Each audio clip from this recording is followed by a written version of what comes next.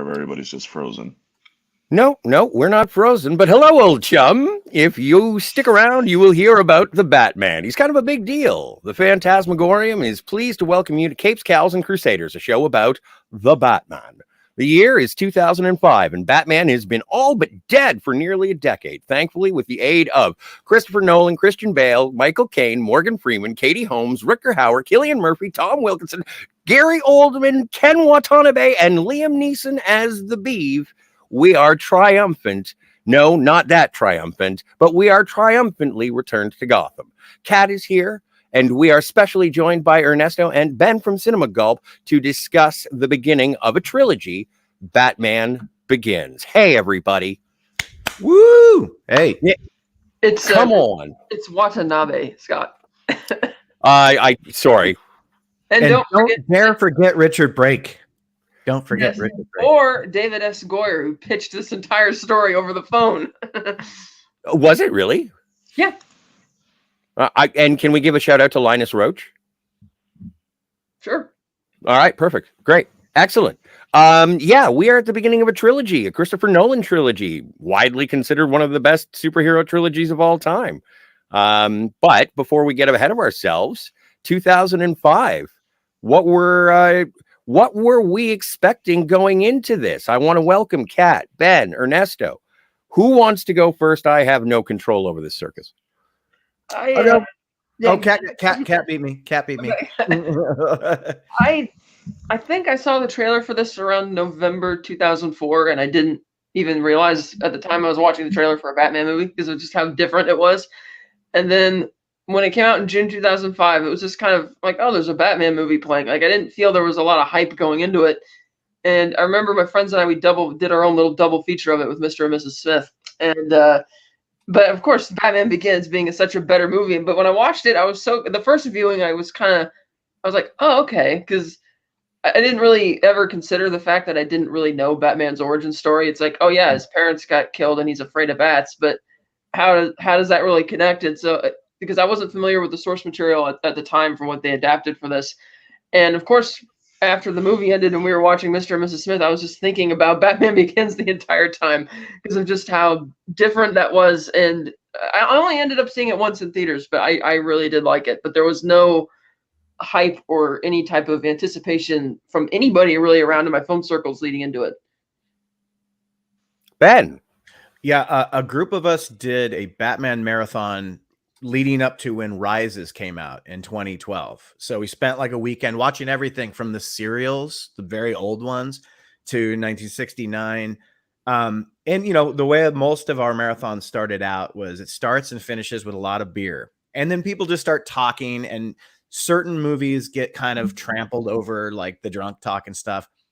I remember specifically when this one started, everyone shut up. And not for like little bits and pieces of it, for the whole movie. I remember people hadn't even seen it, and this was in 2012, you know, like I think the importance of this movie for me, this is one of my favorite superhero movies. It's my favorite Batman movie. I think it's a movie that told us how the hell Batman became Batman. Thank you very much for doing that in such a satisfying way for me personally, because it didn't feel like an origin story, even though that's exactly what it is. It felt different, and obviously that has a lot to do with Nolan. That has a lot to do with Lee Smith, the editor. Had a lot to do with Wally Pfister, making it feel so grand and not like a comic book movie. I mean, yeah, I got lots to say about it, but this movie told us so much in one movie that for me was super satisfying. I mean, completely from beginning to end, just completely enveloped in the story, completely enveloped in Bruce Wayne and Batman. So yeah, I love this movie. Ernesto, what was your experience the first time that you saw it? First, can you hear me okay? Yes, sir. Okay, sorry. I'm really hoping the gods of Wi-Fi work for me for this night. It's Lucius. funny. Yeah, it's funny. You know how I've been going through your reviews for Batman 89, Batman Returns, and I was just about to leave for my walk, but then I realized, oh wait, I have a review to do. I can't leave just yet because I was going to start listening to the Forever and Batman and Robin's reviews that you did. And growing up with Batman movies like Batman Forever and Batman and Robin, I never saw them as bad because I caught them at an age where the concept of good or bad wasn't in my vocabulary. I am Right. watching a Batman movie, and that is all that matters. And yes, as you get older, your tastes refine. You kind of gain knowledge. You become a little bit more intelligent into what it is you're watching. And even before Batman Begins came out, I still had a soft spot for Forever and Batman and Robin because that's what I grew up with. But my definitive Batman, and to this day is definitive, is Kevin Conroy's Batman the Animated Series. So Batman Begins, I remember it was in sequence. I was still living in Puerto Rico at the time. I had just finished watching a movie. Do not ask me which one it was. I do not remember. But I know that I was going down the escalade and I turn to my right and I see this poster says Batman Begins. And it's Christian Bale's Batman descending from the heavens. And you see at the bottom all the names of the actors and actresses: Christian Bale, Morgan Freeman, Liam Neeson, Katie Holmes, Ken Watanabe, etc., etc. And I'm looking at those names, and I, for the life of me, did not recognize half of them for whatever reason. And I tried to remember, wait, it's 2005. I'm just starting to get into movies the way I wanted to. So all these names aren't really part of my vernacular. I knew who Liam Neeson was, but I didn't know him as Liam Neeson. I knew him as Qui-Gon Jinn, so that's Hells why yes. his name was not registering. And I'm like, okay, I know who Morgan Freeman is because I remember my first Morgan Freeman movie being Along Came a Spider. Same. And I'm trying to figure out, well, who's everything else? I didn't know who Rutger Hauer was at the time because I'd never seen Blade Runner by that point. I didn't know who Katie Holmes was outside of the fact that she was on Dawson's Creek. That's correct. What else did you need to know? Yeah, that was her from That that was her. point. Yeah, that's all I knew from her. I didn't know who Rutger Hauer was either. I hadn't seen Blade Runner at the time Yeah. either. And then the last name was Michael Caine. He was the last name on the poster. And because I didn't know who Christian Bale was, like, at all, I'm like, so is Michael Caine Batman? That'll because You I'm trying didn't automatically think Alfred. Oh wow. yeah, because I didn't think Alfred. I'm just looking at the poster and looking how blurry the face was, trying to figure out, well, who's Batman? And I'm like, is it Michael Caine? Well, I guess he could do that. I But would have again, thought it that's would be just Morgan Freeman or Ken Watanabe both before I would think it was Michael Caine. yeah. And Katie if I Holmes had is yeah, Batman. and if I had known a little bit more, my brain would have been like, it's Liam Neeson. It has to be Liam Neeson. Liam Neeson is the new Got the Batman. voice. He's Yeah. got the voice, exactly. So that was my first exposure to Batman Begins. The second one was the teaser with all the bats, and all you hear is Yeah. Hans Zimmer's soundtrack in the background, and you're like, "What the hell is this? I've never seen anything like this before." Well, And if you then, remember, the teasers were not getting good feedback, so the TV spots they played a Nickelback song. Do you guys remember those? Oh They yeah. played a Nickelback song and forced in the love story. Sorry, Ernesto, but like I remember loving the teasers, but they for some reason didn't ignite the world. I don't know. yeah, but it makes sense with how marketing is today versus how it was in 2005. Nobody has ever seen marketing of that scale before. And of course, when we discuss the Dark Knight movie, we can also talk about exactly how much the marketing was a part of how that movie became the success it was.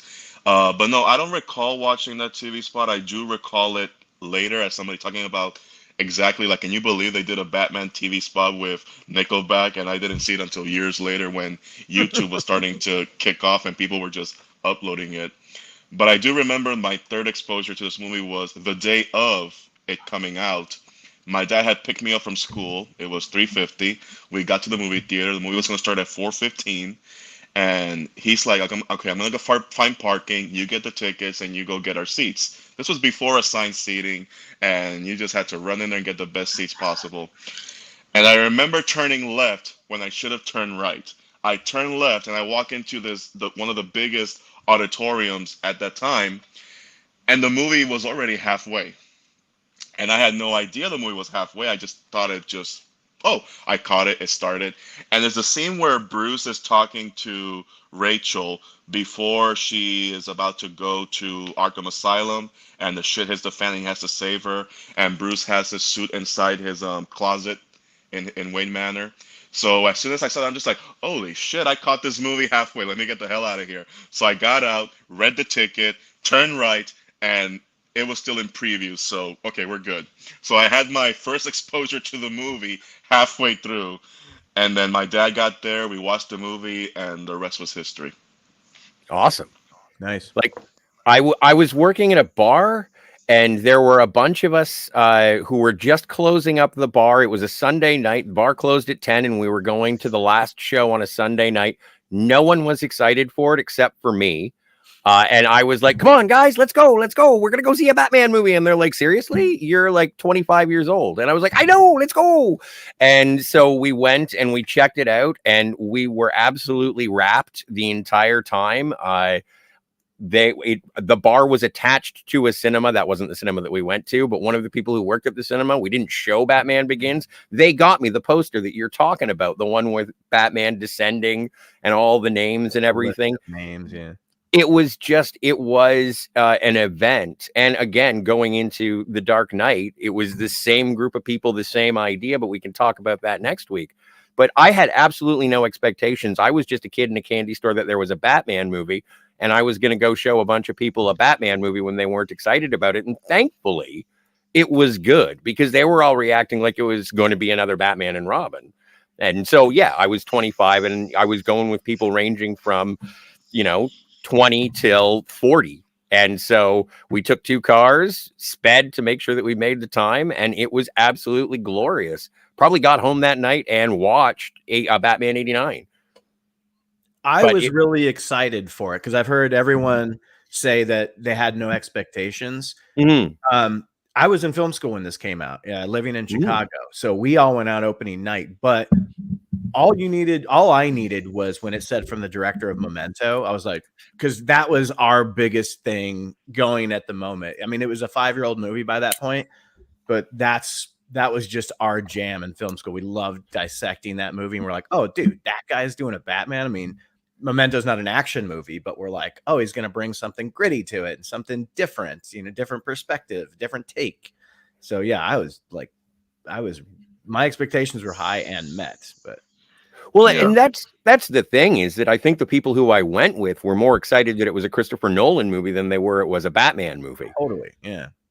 Like even to the point where it was like Christopher Nolan was selling out and making a Batman movie. Because again, you had that Nickelback trailer that made it look like, so you probably want to know how I got in this pool, because that was it. It was the car, the Lamborghini pulls up and it's the models and Bruce in the pool and Katie Holmes is there. And it's like, this is very strange. This doesn't seem very Batmanish. Well, it tells a total BS love story that's not in the movie. I mean, there's that relationship of theirs, but it's not a romantic relationship, really. It's a doomed relationship. Yeah. The way the trailer was selling it was like, it was just an odd way to try to sell a Batman movie, but that wasn't Nolan doing that, obviously.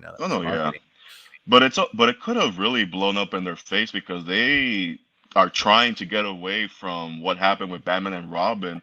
That for somebody in the marketing department to actually suggest, cut, and print that for TV ads, are like, oh yeah, it'll be fine. I'm like, are you sure about it? Because this movie really depended on. It didn't have a huge opening. It was under 50 million. Like it was not a high grossing movie at all. Yeah, I think that it finished with 372 million worldwide.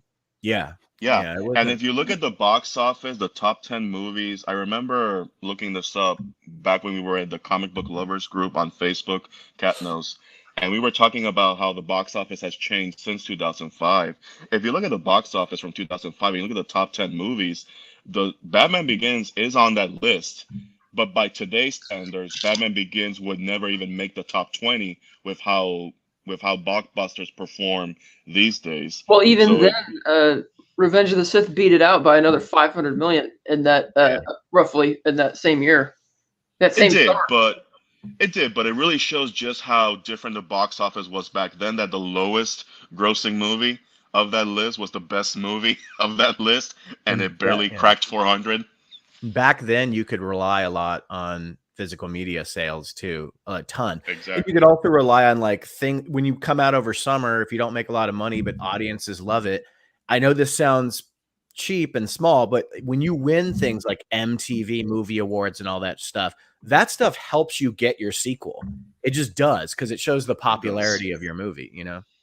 And it's funny Absolutely. you bring up MTV because I didn't have a whole lot of time to watch Batman Begins from start to finish. So I decided to go a different route and just watch the special features and just kind of refamiliarize myself with the beginnings, how everything was being constructed, how they were doing the fight choreography, the costume design. And they had right there on the Blu-ray the MTV spot with Jimmy Fallon riding the tumbler to go to the MTV Awards. And I'm watching, I'm just like, wow, this is a time capsule of cringe. Oh yeah. Well, and just as a reminder for all the folks, like that's before Jimmy Fallon would have even been remotely thought of as the Tonight Show host. He would have just been the comic relief host of the MTV Movie Awards. Yeah, he's the fever pitch guy. That's how I always saw him. Oh man. So just before we get rolling into this any deeper, I just do want to say hello to the chat and say thank you so much for Black Angus Reviews. He is first. He was here yesterday. So if he has returned, I'm really hoping. Hey, Sci-Fi Nation. Thank you so much. We will use the gas next time just to get going on time. It was my technical difficulty. I apologize. Edge of Time is here. Hey, man. Ahoy. And, of course, Anti-Derivative Jill. Thank you for showing up, as always. And she says, I don't have time to watch the Batman movies anymore, so I haven't seen this since I was 20. So long ago.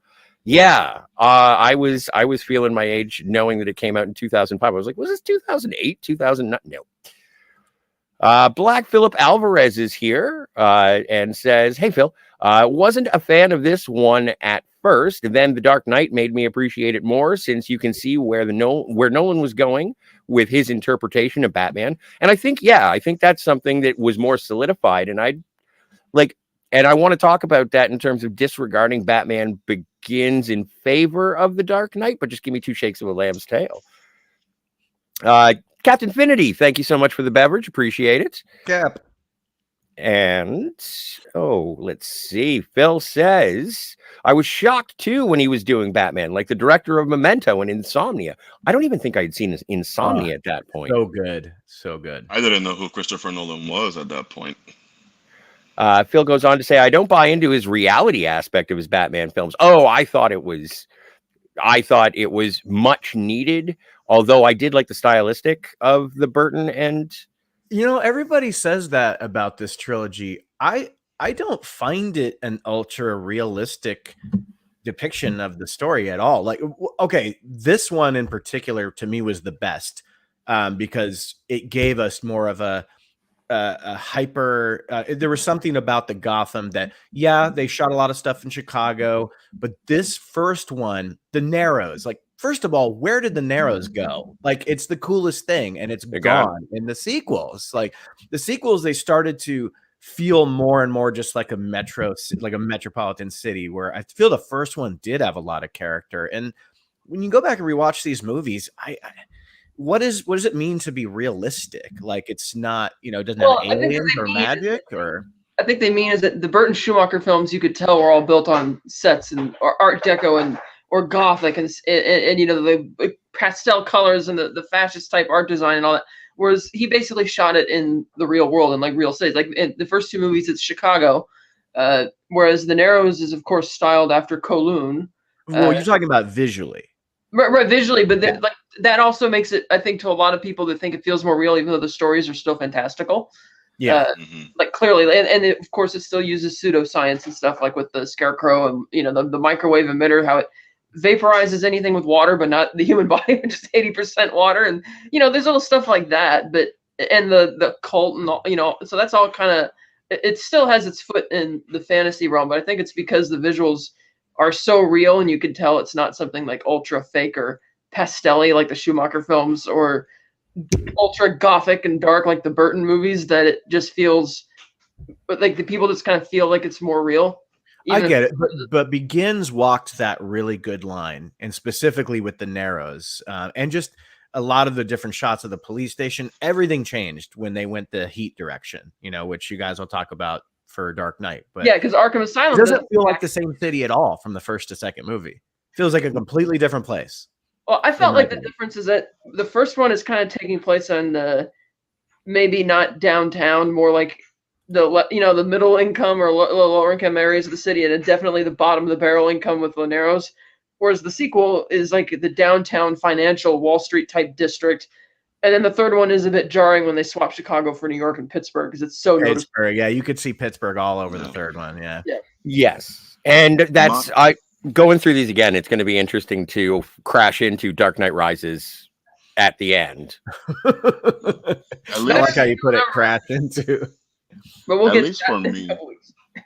Yeah. At least for me, the concept of realistic Batman or the reality of Batman, the way I took it and the way I debated it with my friends is, can you take someone that is a myth and put them outside your doorstep? Can somebody who has the means, the finance, the patience, and the will to do all this realistically? And in reality, there's a reason why it's a comic book, because realistically speaking, I mean, you remember when The Dark Knight came out, and I think The Dark Knight Rises was imminent. Somebody on IGN put a poll, or at least like this like poster of what it costs to be Batman, and they started to just throw like how much it costs for the cowl, how much it costs for the belt, the car and everything, and it kind of added up to like $1 billion or something like that just for everything at once, more or less. And they kind of did like a unadjusted for inflation when it came to the Adam West, that it costs very cheaply to be Batman, considerably. So my concept of reality with this movie was like, yes, you see how he gets his tech. It's not just one man building it. He has Lucius Fox. It's basically military grade equipment, and he just molds and creates into the bat suit. Especially when you're watching the behind the scenes, how they were painstakingly trying to, okay, how can we do this realistic? Well, Wayne Enterprises, their main flush of cash and money is selling military grade items across the world. So let's just grab all of that, put it together. Here you go. And then it's even more expensive because they mentioned in the movie that he has to buy like 10,000 pairs of each thing, so it doesn't look suspicious, which just maximizes it. But he has the money for it. That's the beauty of it. He has the money for it. And another thing to your point about how Nolan was so obsessed with everything feeling real is that he wasn't even going to have the Batmobile in it. And that's the only time he said the studio ever interfered with anything in the movie. It's like, no, you have to have the damn Batmobile. And then he had to think about it. He's like, okay, he wasn't even going to give Scarecrow his mask or the gas thing. And that's where Goyer put his foot down. He's like, come on, Chris, we need to do this. Yeah. I'm glad they did, because it shows the collaborative. It shows the collaborative effort, because in one of the interviews, Christopher Nolan, he was pretty honest. Said, "Look, I don't know much about comics. I definitely don't know much about Batman comics, but he did know the basics, and based on that, he wanted to at least explore the psychology of him and where does he come from, something that's never been explored. Because in the Burton movies and in the Schumacher movies, we do get just little sprinkles, and it's mostly just tied to his parents when they passed away and when he was raised by Alfred, but you never really got to see how he became the Batman.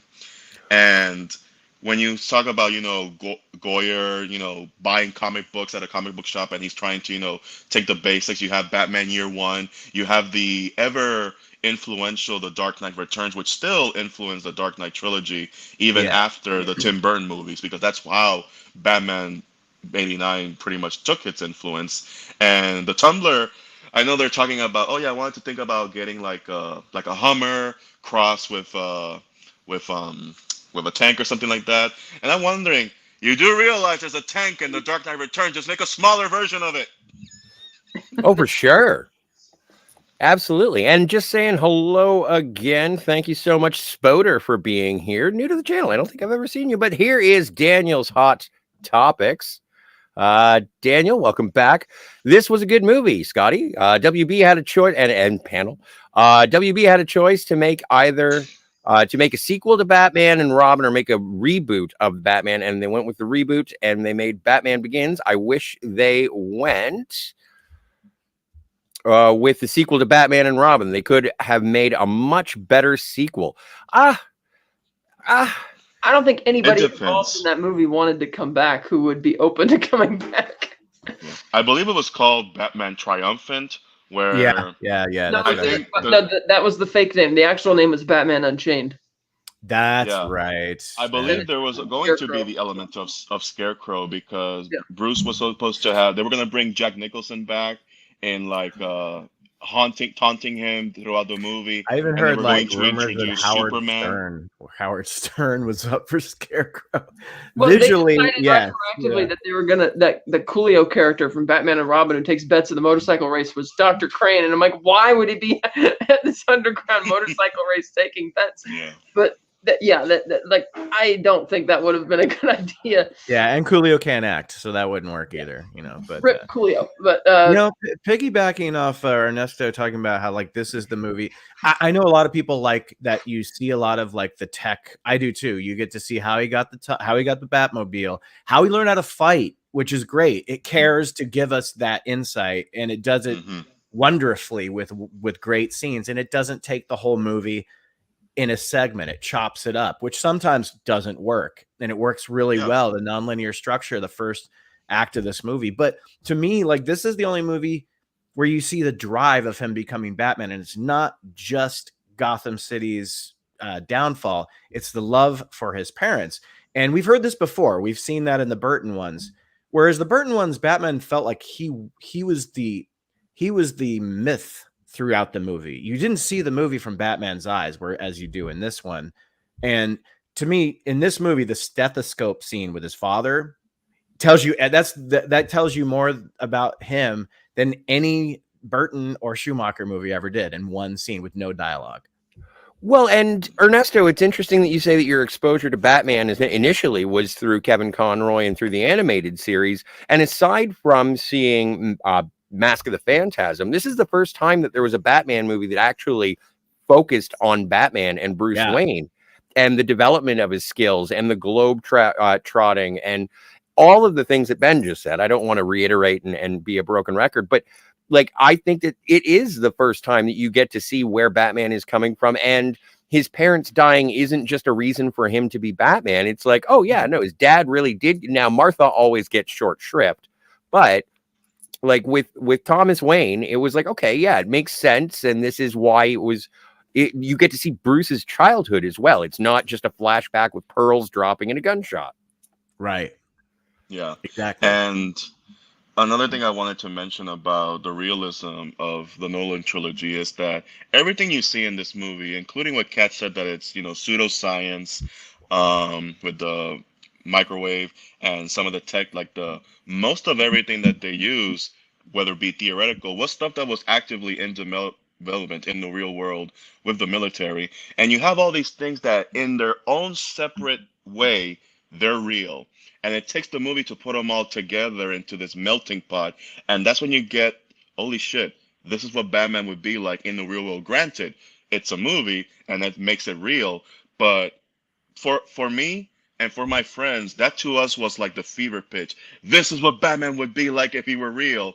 And even though in the back of our head thinking that nobody would be able to disappear if you turn your head for 2 seconds and you turn back and he's already gone, blit like a ninja. Like, that still wouldn't happen, but we love it because that's what Batman does. But in this movie, you're shown his limitations. Because it's shown through his perspective, he's letting the audience into his vulnerabilities. What's he really scared of? The Keaton one always, like I said, it always felt like a shadow in the background. Like, you're seeing it from the villains, the criminals that are going to get busted. He just pops out, punches them in the face, and then goes away. Later on in the movie, there's a couple of little pin drops of his motives or his motivations. But this one, it's like, you know who he is, and you know what he's capable of and what he's not capable of, and his weaknesses and stuff. So that's what. You also see that in this movie, he actually has an arc, because he initially grows up to be, because Rachel says, oh yeah, he used to be this yeah, deep down, you might still be that fun little boy I knew, but you're not really doing that anymore because he did grow up to be rather cynical and pessimistic. He was a punk. Yeah. Yeah, to the point where he's just back talking Alfred constantly, like the Robert Pattinson Batman, and he's got a gun and he's gonna kill Joe Chill, and it's like, oh man, this is a lot darker, and I love that Falcone is the one who kind of puts him in his place, basically, and says, dude, you don't know shit about the real world or what suffering really is, and no, I didn't buy these people off. They're afraid of me, and he sends, and that kind of motivates him to send him on his way, and I love that. Of course, he didn't. It also gives him the idea to be masked, because he says, I wouldn't hesitate to shoot one of your friends. What about your friend at the DA? What about your butler? That right there plants those early seeds of no one can know who I am when I'm doing all this stuff. Well, exactly, yeah, and him. I like the when they pick him up, when Alfred picks him up from the prison or from the base of the mountain, and it's like, you had me declared dead, and it's like, well, yeah, you've been gone for 7 years. I did want to say hello, Rose, if you want. Just bring it back with a photo tank. Exactly. Oh, and Michael Caine. Oh, Michael Caine is so good as Alfred in this, and I think that it sets a tone just in terms of the relationship between Alfred and Bruce that maybe hadn't been as strong with Michael Goff, but Michael Caine did bring the emotion. But what else are you gonna say about Michael Caine? Like, he's brilliant. Hey to Lemon Pie, and hey to Matt G. Yeah, Michael Goff has a special place in my heart because he reminded me of my great grandfather. Even in his visage, they were both very similar looking.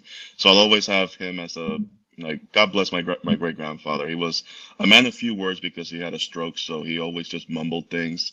But I remember one time watching Batman '89 when I was staying at my great grandparents for the weekend, and I'm just like, holy crap, my great grandfather looks just like Alfred, and I kind of tried to treat it. I started bonding more with him just through a Batman movie. I started bonding with him because I'm like, I like you more now because you look just like Michael Goff. But every time I watch Batman '89 or the Schumacher movies, I'll always have that memory with my great grandfather. That's awesome.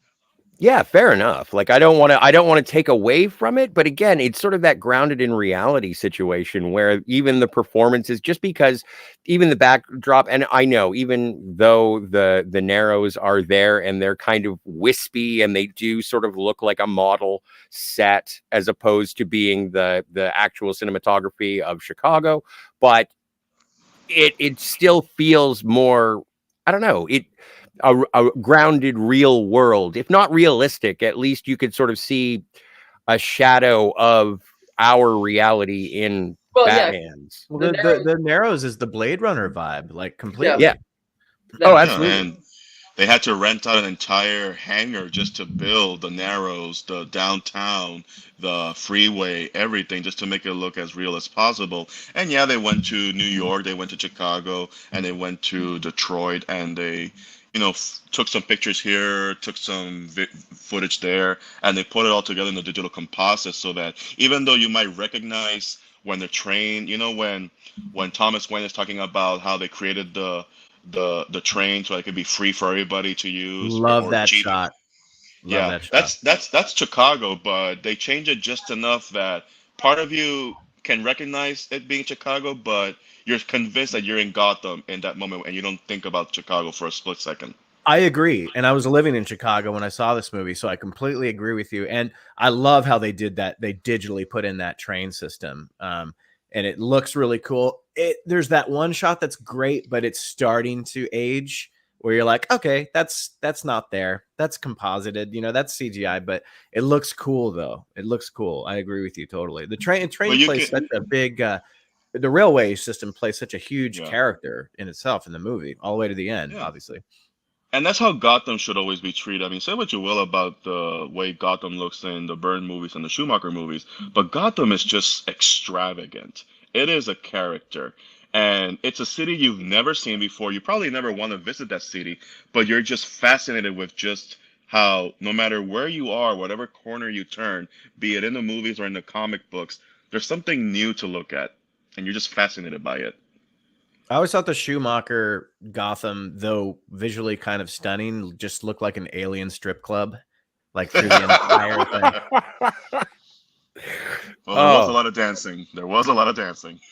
Well, in terms of the cinematography and the sound, Spoder in the chat is saying, I was first introduced to Nolan's Batman at a stereo convention. This was a convention where major companies showed off the biggest speakers upcoming and TVs. There were so many rooms with each set in it.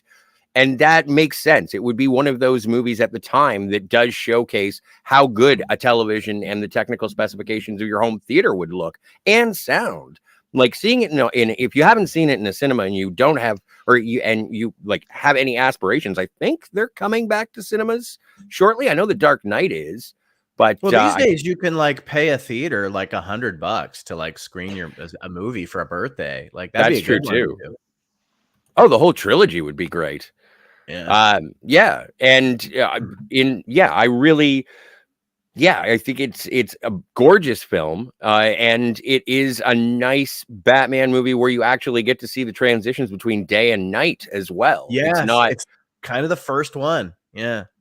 Sorry, yeah, keep going. Oh no, please feel free to jump in. Well, I love Wally Pfister, and I hate that Rises was his final movie with Nolan because I thought they had a great thing going for years. He did Memento. Wally Pfister's the DP for the Dark Knight movies. And I always loved them more so than some of the post-production decisions. I always thought it just looked beautiful. This one was my favorite looking one, even though I know everyone talks about how more big and beautiful the other two are. This is the one that feels slightly more intimate. Like we were talking about, the Gotham just looks crazy. But yeah, I know he left to go try to be a director, and then Nolan went with another DP that he's been using for a while. But Wally Pfister deserves some credit, though. He's not a DP anymore either. No, and he's only directed that one crappy movie. So Transcendence? Yeah. Nice. Yeah. I never saw it, but I know that from the trailers it looked beautiful. Oh yeah, and it's probably one of those movies that is great with the sound off. But I don't know. I've never seen it. It's not a good script. Yeah. I'm surprised after that he couldn't do anything further. I mean, you would think for somebody who was the DP on the Dark Knight trilogy, you would be sought out by someone else, but I guess that's not how it works sometimes. I don't know what the deal was with that because he wasn't Deacon's level, but he was I think part of it was that it's not that he couldn't find work. He just wanted to retire from being a DP and he went to teach. Well, that makes sense. Yeah, that makes way more sense. Yeah, that makes sense. He definitely could have got work for sure. Yeah, because even if you're not on Deacon's level, you're still like, dude, your movies are beautiful. Get over here. Yeah. Make Mike Shark movie. And Spoder, you've got such a great story about going in and seeing the trilogy. I'm remiss in not reading it out, but it is an essay just in terms of seeing the chase in the Dark Knight, and then with Batman Begins and the Dark Knight. It is a great story. If you guys are in the chat, definitely read that. That is amazing. It's just a little long, unfortunately. But unless I could tell Spoder's story, and then we can get into tell the story. Tell the story. All right. You built it up too much now, man. You got to do it. Got to do it. Spoder says, so I walked into one room and the Dark Knight was playing. It was a scene where Batman was chasing down the Joker. I watched the whole chase with the sound rumbling through the room and the imagery. I couldn't believe what I was seeing. With my friend also, and we were about to get to the scene with Gordon coming in to save Batman when the Joker has him down and he reveals his mask. But my friend pulled me out. There we go. Click that. Before I would get spoiled the Gordon twist. Oh, right. Spoilers for The Dark Knight. But I couldn't believe what I watched. The added stereo and up-to-date television with the acting, cinematography, blown away. So I then went straight out and bought myself a Blu-ray copy of both Begins and The Dark Knights. The rest was history. Also, to add to my story, after I bought both Blu-ray copies of Begins and The Dark Knight, I went to buy the same stereo that I originally watched that chase scene on, and it was my favorite film experience. Well, and that's amazing just in terms of the as you were saying before, Ben, in terms of the benefits of the physical media and the DVDs and the Blu-rays. Almost, I don't want to say aftermarket cinematic experience, but it is almost like that bolstered up those kinds of movies as well. You would get that back end profitability that you don't see today with the one weekend or a couple of weekends in cinema, and then it's just sort of like, yeah, we'll stream it. These are those types of movies, though, Scotty, that people do not want to stream because it doesn't look good. You know, like Kat was showing her box set of the 4Ks, and it's like, to me, that's the only way to watch these 3 movies, you know. Oh, for sure. There. Yeah. So this is just one of those trilogies that makes that killing off that physical media because everybody wants to own them, and then they give you your money's worth too. Oh, that's great. I like that cover. That's a good one. And then the natural. Oh, go ahead, Ernesto. And taking into consideration, you know, we're talking about Wally Pfister's cinematography. You have Hans Zimmer score, and you have the wonderful people who did the sound effects, sound mixing. When you put all this in your home studio, if you have like a home studio or a projector, you can feel exactly the pain and sweat that went into making this as good as it is. So when you're putting it on streaming, the only thing that could ruin it, and most of the time it does get ruined, is your bandwidth, your internet. Yeah, that's the only issue. Have that problem. Yeah. Well, I just watched it on the 4K player built into my PS5, and even though I still use the same sound bar that I used before, and I would stream it, the sound was so much better because it's not sourced from a bandwidth; it's sourced directly from the disc. And so it was just like watching the chase scene of the tumbler going through Gotham. It just the sound just blows you away. It does. He's flying on rooftops. That guy, I always thought that guy was John Travolta. He looks and sounds like John Travolta. But Ernesto, I love you to death. Bringing up, I was the first one was Hans Zimmer and James Newton Howard collaborating. Me and John, my Cinema Gulp co-host, go back and forth on this. I think this is one of the best scores ever written. I love it so much. Like, to become an origin story movie, like I said, this movie took so many great ways of like not feeling like an origin story movie and just being a movie. And this score, it feels like the beginnings of Batman. If you go back to everything you've ever seen about Batman, first comic you ever read of Batman, when you hear this score, even the slower songs, it just feels like this is everything Batman deserves to sound like cinematically from a score. Yeah, I mentioned to Ernesto the other day that I find that the Danny Elfman's main theme, the kickstart Batman and Batman Returns, is like the best way to begin a Batman movie, and Zimmer's end credit theme is the best way to end a Batman movie. They're both just written so well. Yeah. And then he did James Newton Howard to come back for the second one. They wanted to change everything to be more time filler. Howard wrote all of Harvey Dent's score, and the Rachel score, and then Zimmer did all the Joker and the more bombastic stuff. But then the third one was just Zimmer. Yeah. If someone were to ask me, if someone were to ask me how to differentiate the Elfman Schumacher era versus the Nolan era, the Elfman Schumacher era is, I would like to say, iconic, and the Zimmer era and beyond is the mythic type of music. Yeah. I would strike the opposite direction. Yeah, I was going to strike that and reverse it just because it was more cathedral, but like it is, in terms of the themes being much more specific. Like aside from the Danny Elfman fanfare for Batman, which is totally iconic, they're bringing it back for the Flash with Michael Keaton. Obviously, they've done that with. They did that for Batfleck in cheap trick, man. Such a cheap trick. It is a cheap trick. It totally is. But I just feel like that is something that thankfully replaced the 60s, because that was the theme for Batman for so long. The na. Well, then there was a different theme that goes right. Batman Forever and Batman and Robin, whereas the Elfman one was different, and then the Zimmer thing is totally different again. But they're lucky that way. They get iconic scores each time for. Yeah, but the Schumacher one you know, it really slaps when you get to the end and they're running from the bat signal in slow motion. Oh my God. Captain Finity wishes they had gone with Vangelis. I just saw that, and I agree. That would have been interesting for sure. There's a really interesting conversation about Megan being a sequel to Small Wonder. It's great. Commissioner?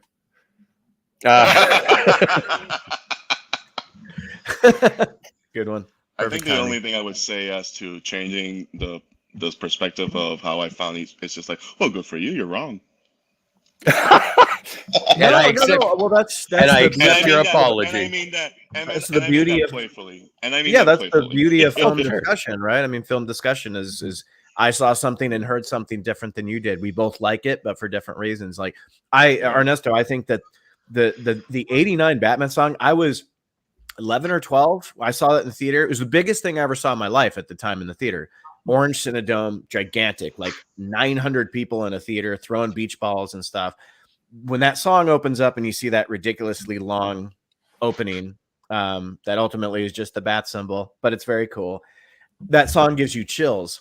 But I always found those ones more like the fantastical side, perfectly with how Burton portrayed the movies, where like I think Zimmer, especially in The Dark Knight, it has that tin, tin, tin, tin. I don't know what the instrument is. They're stringing it. And it's only The Dark Knight, I think. But Yeah, it's where he's pulling the piece of glass over the violin strings and just holding the line, and he says, "Don't let it break." yeah, and Like a minute and a sometimes half. Yeah, some of those tracks are a little hard to listen to on their own when you're like listening to them. But I love listening. That's a 9.5 minute track, and I love listening to the track. yeah, on no, it. no, it's so great, and all that stuff is in there for the Joker, obviously, you know, it just works so well. But the second and third one got more crime vibe oriented, where the first one to me is still the perfect score for this movie. And at the end, when before the title of the movie comes out, you look at all three movies, they never end the same. There's always a little difference in each one, and I like that little detail, especially with Rises. Rises had like the most deepening of gravitas in its ending, and I'm just like, oh, perfect. Yeah, the last 5-minute montage of Rises is cinematic eye candy, like to the millionth degree. It's so satisfying, even if the movie wasn't completely satisfying or even close to it. You know, it depends on how you feel about it. I think that movie's when we get to it's a lot better than people remember it. I think Yeah, I love it. I love all three of them. I am an ardent defender of it, but even recognizing some of its faults, but there is so much good in that movie that people really sometimes just ignore it. Perfect. Yeah, we'll get to that in a couple weeks. But Yeah. another thing that this movie gave us in response to what's his name in the chat saying they should have done a Batman and Robin sequel, I'll say, well, if you did that, you wouldn't have gotten Cillian Murphy's version of this. And he was so perfectly cast as Dr. Jonathan Crane. Initially, he auditioned for Batman, and that was available on the special features to watch. Yeah, that mask there, he's wearing the Val Kilmer mask. Yeah.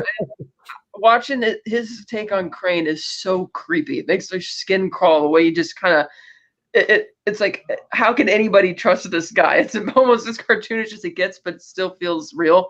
And it kind of made me want to see more of what he's actually doing inside his asylum, because they don't really, because he's a supporting character and has a bit of a smaller role. But even the way they portray the Scarecrow, they have an internal story logic to it. If you're under the influence of the drug, you're going to see all the insanity, where they recreated that iconic panel of him riding his horse from, I believe it was either Long Halloween or Haunted Night, kicking back on the horse with the flames shooting out and all that kind of stuff. But I love him as that character, even though, yeah, they brought him back for cameos in the second and third movie. I kind of wish he got a bit more of an expanded role, but such a great performance. Well, and Yeah, even if this he is- nailed and it, him- man. He nailed And it. him being in all three movies is a perfect example of not always killing your villains, because it sets up a continuity and it really makes the world feel like it's alive by way of, oh, I remember him. He's still around. And he's interacting with everybody still. He's still the same character. He's not just a glorified cameo.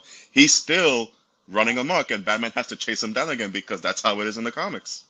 Well, Mhm. Yeah. and many of the background players, like from the board of Wayne Enterprises, a lot of those guys come back throughout all three. But going back to Cillian Murphy, the entire reason that I start off each of these reviews, all of the Batmans, when I say the Batman, is because of Cillian Murphy. Like just the way he announces it, and he's just like, he's here. Who? The The Batman. Batman. And Yeah. it's so cool. It's just You know, and notice how excited he is at the thought that Batman is in the asylum, even though he's coming for to sure. crash the party, and he's just his eyes are going all wide, and he's getting all excited, and they're all like all the other goons, even though they all got guns, they're all worried, and Crane's just so excited, like because he just wants to analyze him. And when you have that scene where he's talking about Falcone and he's saying Scarecrow because Jungian archetypes, and you kind of envision your external tormentor. It's like, okay, clearly he's also talking about Batman when you read between the lines with the bats and everything like that, which is another great reason to have him as the villain in this movie, because he kind of juxtaposes Bruce on the psychological side of things,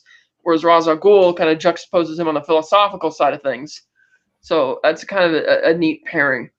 When he first unveils himself as the, because there's probably a lot of people watching this movie in 2005 who didn't know what Jonathan Crane was or who Jonathan Crane was. And for so much of the movie, it's not till probably over the halfway point where he's in the meeting with Falcone, and you see it's such a subtle reveal, but at the same time, it's terrifying. And it makes sense right off the bat because the movie does such a good job of foreshadowing so many things and giving you little idea. They've already put into the world that there is this hallucinogenic thing that alters the way people see things in like a very demonic way. So I thought that I'm glad that Goyer, was it Goyer or was it Jonathan Nolan that was Goyer's like, the one who pushed for he's like, you need to do that. I'm so glad he did that. Glad he did that, because that stuff is effective and it works great for the tone and the way Nolan was presenting these films. I love it. Yeah, people give Goyer a lot of shit because of Man of Steel, but they really forget just how steeped into the lore that he was. And he's like, okay, I know what I need to do. I know what to pick and choose. I know where to move this here, where to move this there. And I gotta give him respect for fighting for a lot of this, the key moments in this movie that Nolan was never going to go for. And he's like, no, you have to do this. And he gets a lot of respect just on that alone. And even for Man of Steel's faults, I still think that's the clearly, you could clearly see Nolan and Goyer's fingerprints all over that movie as opposed to Snyder's other two films, and which is why I didn't think it was. I'm surprised to hear that a lot of people give him a lot of shit for that. It's like, did you already forget what he did for the Dark Knight trilogy? Well, they got a bum. They got a bum and rap. I swear to God, that, yeah, they got a bum rap for the. Not to make this a Man of Steel. They were literally mandated to make Man of Steel like Dark Knight. So it's like, that's what you're going to get. Yeah. Like they were told to do that. Do what you did with that, but for Superman. And, that doesn't work. So that's why you got the movie you got. Well, and I do, like, in terms of the influences that this movie had, and I still want to go back to the cast, but I'm thinking about all of the gadgets, and like the bat gadgets, the memory cloth for the cape and the gliding, the fight scenes. I know at the time the fight scenes were sort of criticized as being choppily cut, and you were sort of too close up and it would move a little too quickly. I didn't get that this time. Did you guys find that it was just sort of frenetic and not necessarily focused, or did you still keep up with the geography of each of the fight scenes? Well, if I may, glad you're moving into this territory. Yeah, and just recently looking at the behind the scenes for the fight choreography, they were trying to look for something new for Batman. What can we do? Because if you look at everything that came before, it's just boom, pow for the most part.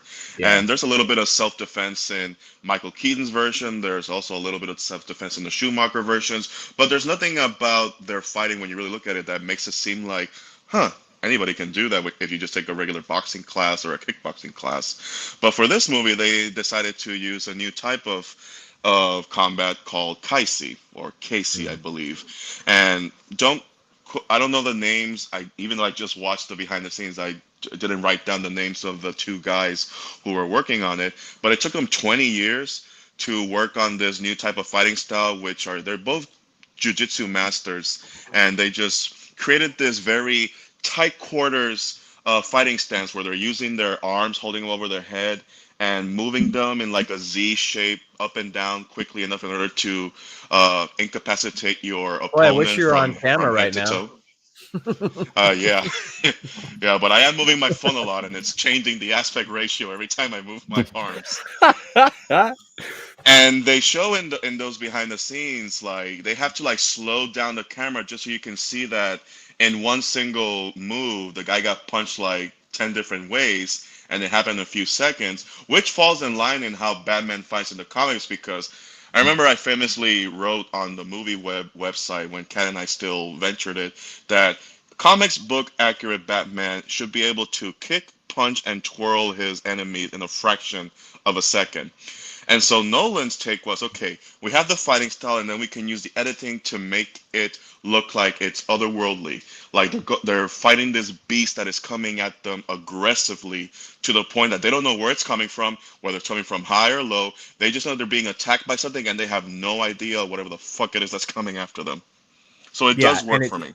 And it works for me too. I love the fighting style because it's so different than the Burton one where his punch is showcased for like 2 minutes before he punches and then he punches. This one, it's coming at you so quick that you don't know what's hitting you. And that's kind of this younger, agile, athletic fucking Bale guy was going for with his role. So it worked for him. Bale learned all that stuff too. Like even if he didn't have to, he did. And the funny part is you're watching the behind the scenes, and the guy who's like the head stunt coordinator and the fight choreographer, he says, okay, he's trying to teach Christian Bale all the moves he has to do for the scene. And he started getting frustrated with Bale because it's like, man, it took me how long to learn how to do this as a career? And I'm teaching this guy 20 moves, and 30 minutes later, he already is a master of it. What the hell? Well, did you guys hear how like when Bale showed up to set? Because he was coming off The Machinist, which is one of my favorite movies of that same year. But he was so ridiculously skinny that they're like, dude, you got to bulk up. And he showed up like almost kind of chubby. Like a bear. I mean, he was bulky and buff, but he was kind of like puffy too. And they called him Fat Man on set, which is funny. Yeah, Bale said that. Can't do that now. Boy, you look fat. Are we doing Batman or Fat Man? Yeah. Jinx. Well, and with that fighting style and the memory cloth and the gliding and how things were working with the grappling hook, and I guess to a certain extent with the Batmobile as well, and how much it influenced the Arkham video games. Like without this trilogy, you wouldn't have any of those, at least in terms of the fighting style and feeling like Batman and gliding across Arkham or Gotham City, Arkham City, if you will. And it's just the influence on it in terms of just the general way that of course, as you mentioned, Ernesto, in the panels, this is how he should be able to fight and do stuff. But to see it actually in motion through both film and the video game, I think it's just, chef's kiss. And none of it is underlit too. Like that's what you can say about a lot of like. It's a Batman movie. It's really ballsy to keep your oranges and, sort of like your sepia in there, as opposed to just like straight black and purple or whatever because they want you to be able to see what's happening. Because again, this movie doesn't take the perspective from the crooks. It takes the perspective from Batman. So visually, he's going to be able to see better than they do. And I appreciate those little added things in there because I want to see what's going on in fighting. Lemon Pie says twirling like a master, and we have a Katie Holmes critic. What Edge of Time? Weren't there only two? Yeah, I was gonna say 1.5 really. I actually prefer Katie Holmes. Rachel, so do I personally. Yeah. That was disappointing. What she was in that Queen Latifah Diane Keaton movie, Money Talks. Mad Money. Mad Money. Oh well. Set it off. It wasn't a scheduling conflict. She could have picked Dark Knight. Just like nah. Well, she wanted to work with Diane Keaton, which I can, I'm okay with that.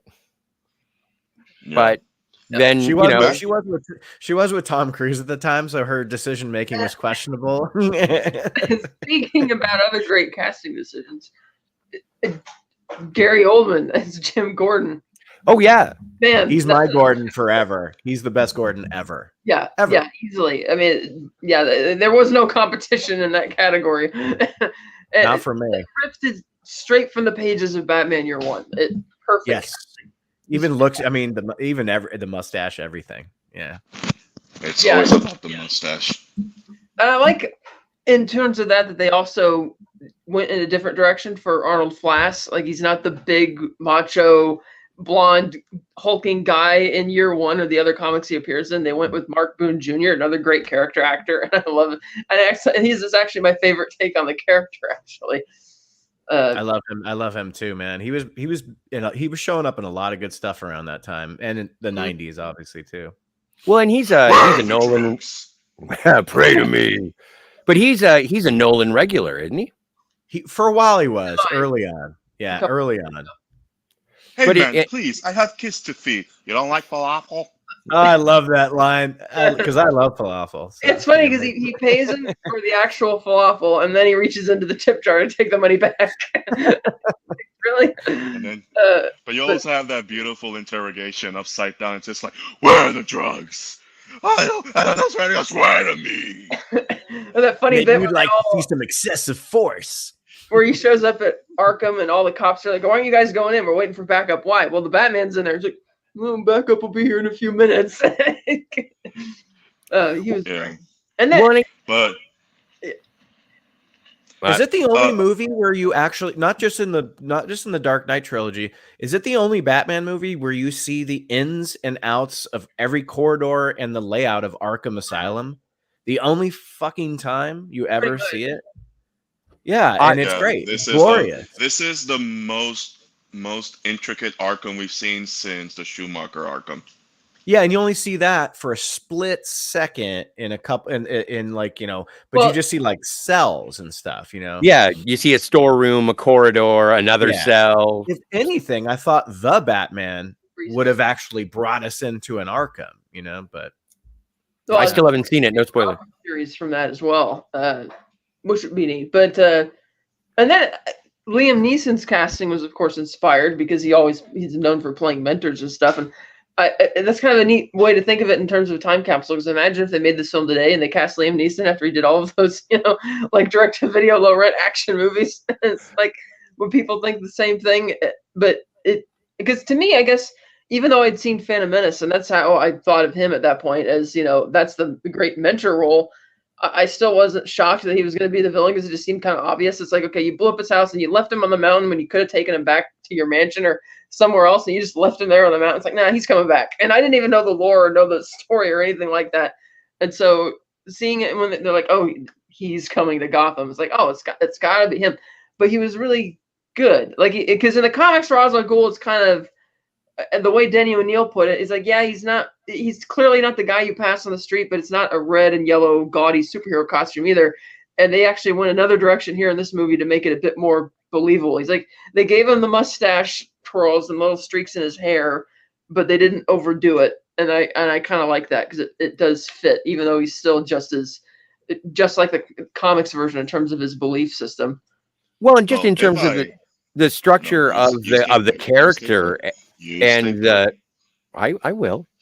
The structure there was something here about to fall. I have to say it out loud. No, stay put. Sorry, my mistake. Jedi mind trick, or never mind, telekinesis. But no, like the theatricality and the distraction in making Ken Watanabe. Did I do it right that time? And yes, but the line is theatricality and deception, not distraction. I wasn't going for a full reenaction of the movie, Kat. Scott, repeat after me. Theatricality and deception. You did it too good. Agents to the uninitiated. But I really appreciate how they, when they first introduce Ken as Ra's al Ghul, it's like, okay, well then, yeah, that's who it's going to be. And then when he dies and then Ducard sort of is cast aside, it's like, okay, that was the origin part. That's the act one. We're done with that. And then when Darkman comes back at the end, it's like, yeah. And then it's a different Ra's al Ghul. And it's like, okay, yeah. And having the sort of doppelganger and Liam Neeson stepping into the role, and it is really cool. The only problem with watching it now in a post Men in Black International world is that I was just thinking, oh my God, you absolutely wasted Liam Neeson at the end of Men in Black International. Not to get on a I've tangent, never but it's seen like, that movie. no, don't. There were But too many I don't bad plan movies to. for me to even remember the cameo or whatever, and however it relates to anything. But well, no, just because he ends up being, it's a heel turn at the end where the machinations are all his. And it's like, well, they probably, like, they lead into it a little bit much. And it feels like Ducard turning in or revealing as Ra's al Ghul. because this character is also a bit of a hybrid, because Henry Ducard is one of Bruce's mentors from France in the story The Man Who Falls, and that's the personality of Ducard throughout this movie, even though they, from a plotting standpoint, they say, oh, he's actually Ra's al Ghul, and he has the same belief system as Ra's, but the personality is much more like Ducard from The Man Who Falls.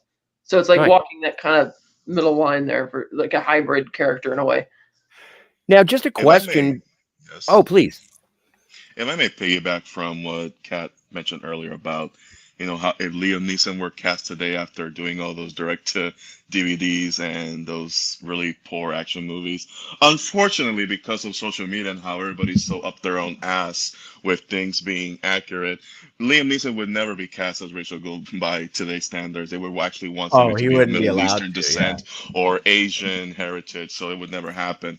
Which I wonder, with the absence of social media, the way it was, the way it is today, as it was still beginning back then, I wonder if there was that big of an outcry when he was actually cast as Ra's al Ghul. Which, by the way, some people go Ra's al Ghul, other people go Ra's al Ghul.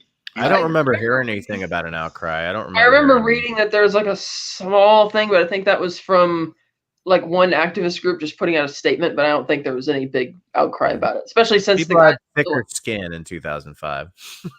Yeah, but by today's standards, it wouldn't fly. That's just the reality of where we are right now. People right now, if they're going to be casting Damian Wayne for the new Batman Brave and the Bold, they want Damian Wayne to be of Asian descent. So they're already starting to, get their pitchforks ready to go if they don't go comics accurate.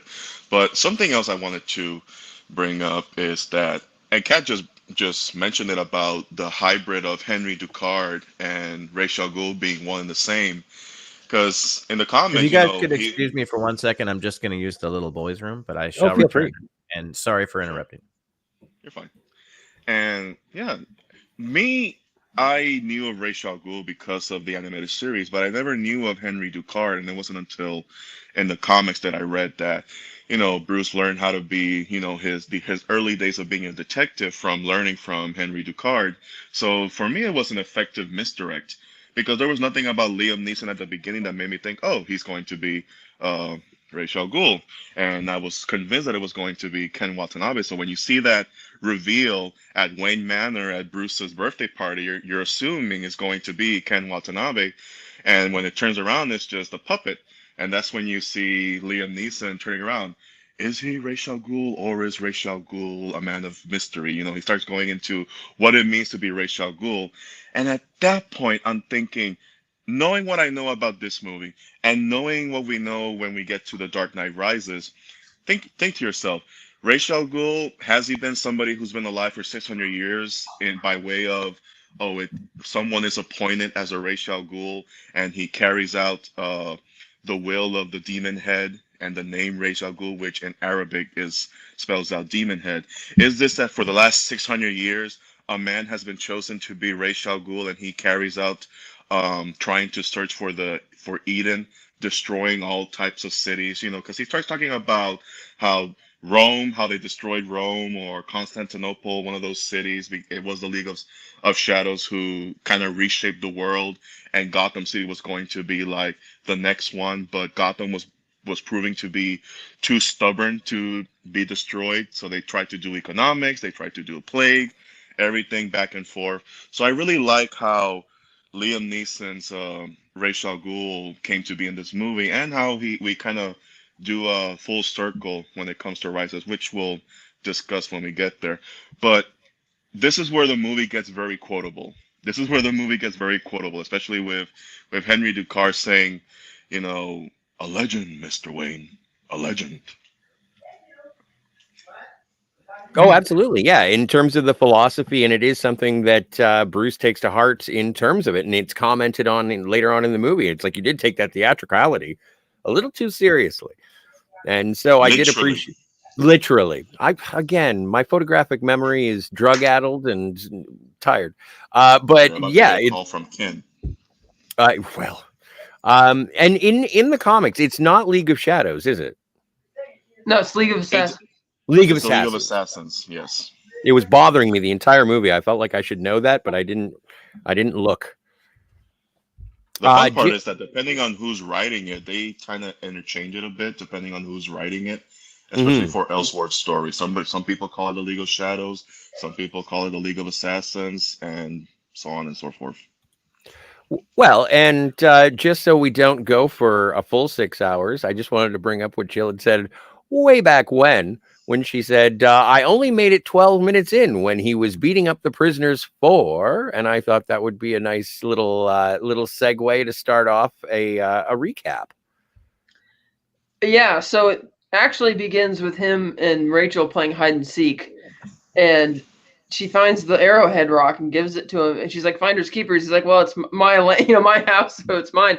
And then he like a little schmuck just kind of snatches it from her. He's like, "Finders keepers," and then he runs to go hide on top of an old boarded up well, and the floorboard that breaks open. He falls, and Rachel runs to go and get help. We then see Bruce at the bottom of the well, and he's kind of injured, and then all the bats start flooding out of the cave, and he starts freaking out, and he wakes up like from a nightmare, and he's in this prison. I'm guessing it's supposed to be Nepal or Tibet, but I noticed on one of the buildings they had like the red Soviet star on it, so I'm not exactly sure where he is. But he's been told by one of his cellmates that there's this other guy, burly guy, who wants to beat you up or whatever. So they get in line for their gruel at breakfast or whatever. He's like, "You gonna kill me before breakfast?" And he's like, "This is hell. I'm the devil, and you're gonna die. You're gonna die or whatever." And so they get in a fight. He gets in a fight with a bunch of other prisoners, tumbles down the hill, and the guards eventually pull him away. And they're like, "We're taking you for protection." He's like, "I don't need protection." He's like, "Protection from them, or for them." And you see them all just totally busted. And this is before he's had any training either. He's just I want to walking. know how do you keep your muscles Right. when you're eating whatever the hell that was. Yeah, exactly. So they drag him away and throw him in a cell, and Henry Ducard is already waiting for him, saying, "You're so desperate to fight criminals that you let yourself get thrown in jail to fight them."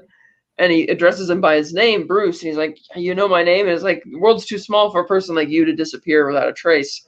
And he gives him a test. He's like, "If you want to change your life or whatever, come with me. Just find this flower." And he gives him this bluish, kind of purple-hued flower. And he says, "Find this. It grows at the base of the mountain, and climb up and you'll find me." And I know they filmed this sequence in Iceland where you have those beautiful glaciers, and Bruce finds the flower. And I can't imagine how great that would have been if he'd actually shot that in IMAX, which they didn't, but that would have been amazing. I So know. he ventures up the mountain. He gets to this building that looks kind of like a fortress or monastery or whatever. He's invited inside, and you have like all these ninjas clad in like dark clothing, and they lock the doors behind him when he comes inside. And you see Ken Watanabe as Ra's al Ghul asking him, "What are you seeking?" He says, "I seek the means to fight injustice, to turn fear against those who prey on the fearful." Can I stop you real quick? Yeah. When Bruce Wayne walks into the monastery looking place, have you guys ever seen The Golden Child?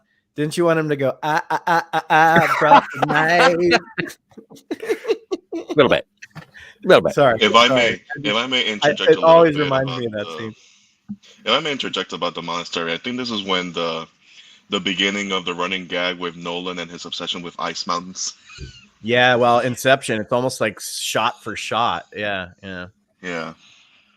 So what begins is basically a lot of cross-cutting where we have Ducard talking to Bruce that, "Oh, your parents' death was your fault," but then he flips it around on him with reverse psychology, saying it wasn't your fault. He's teaching him how to fight, and that segues into other flashbacks. And we see that Bruce's father rappelled down the well to pull him out, and Rachel and her mom apologize, and he's like, it's not a big deal. And that's when Thomas is like, "Why do we fall, Bruce? So we can learn to pick ourselves up."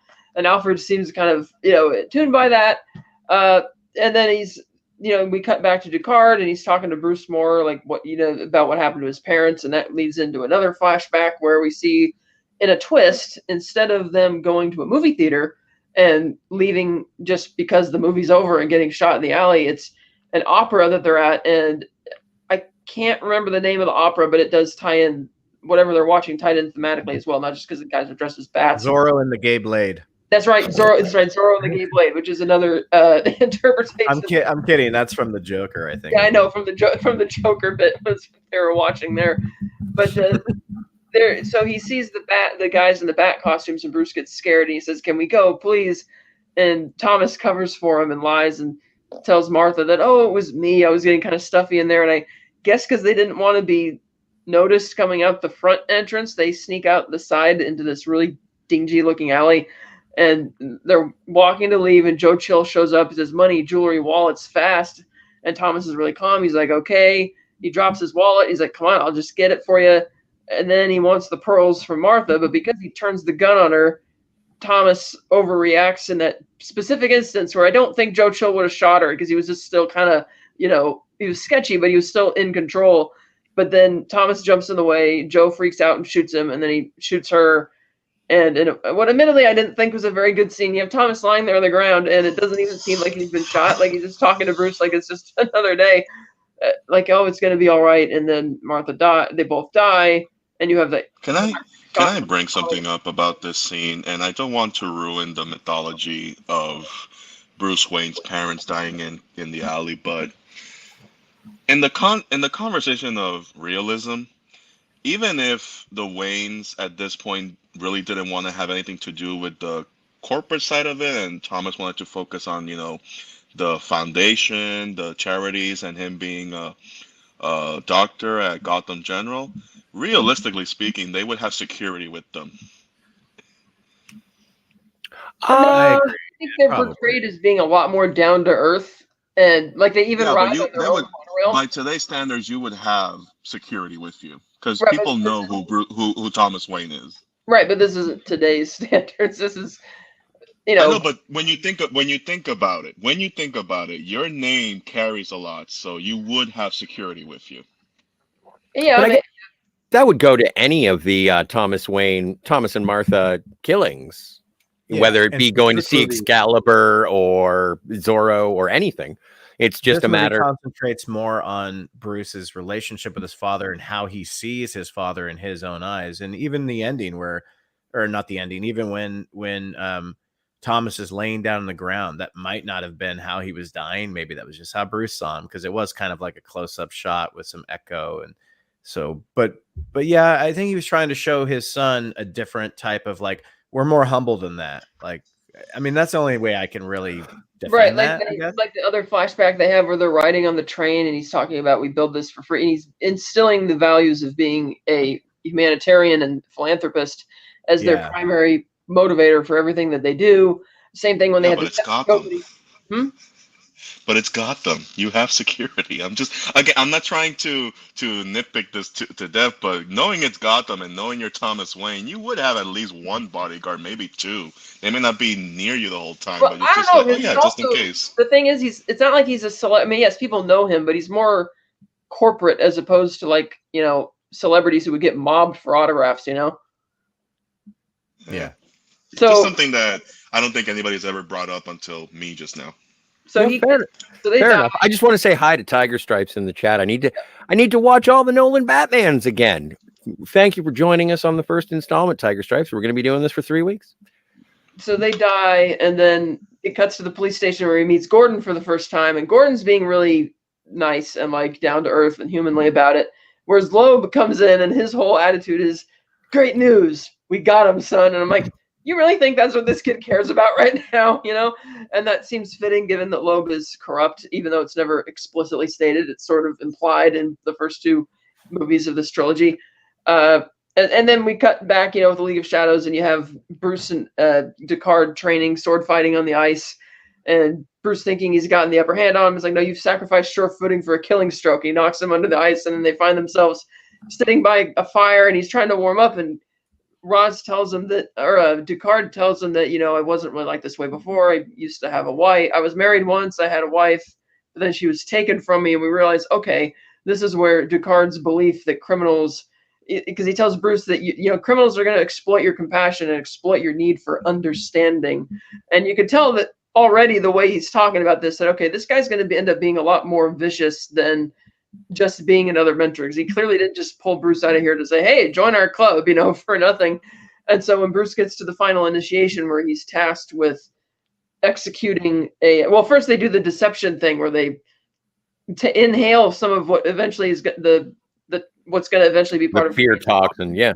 Yeah, to kind of play this hide and seek type game where Bruce ends up getting an injury, but then he gets this idea he's going to cut people on their shoulder to mimic the injury.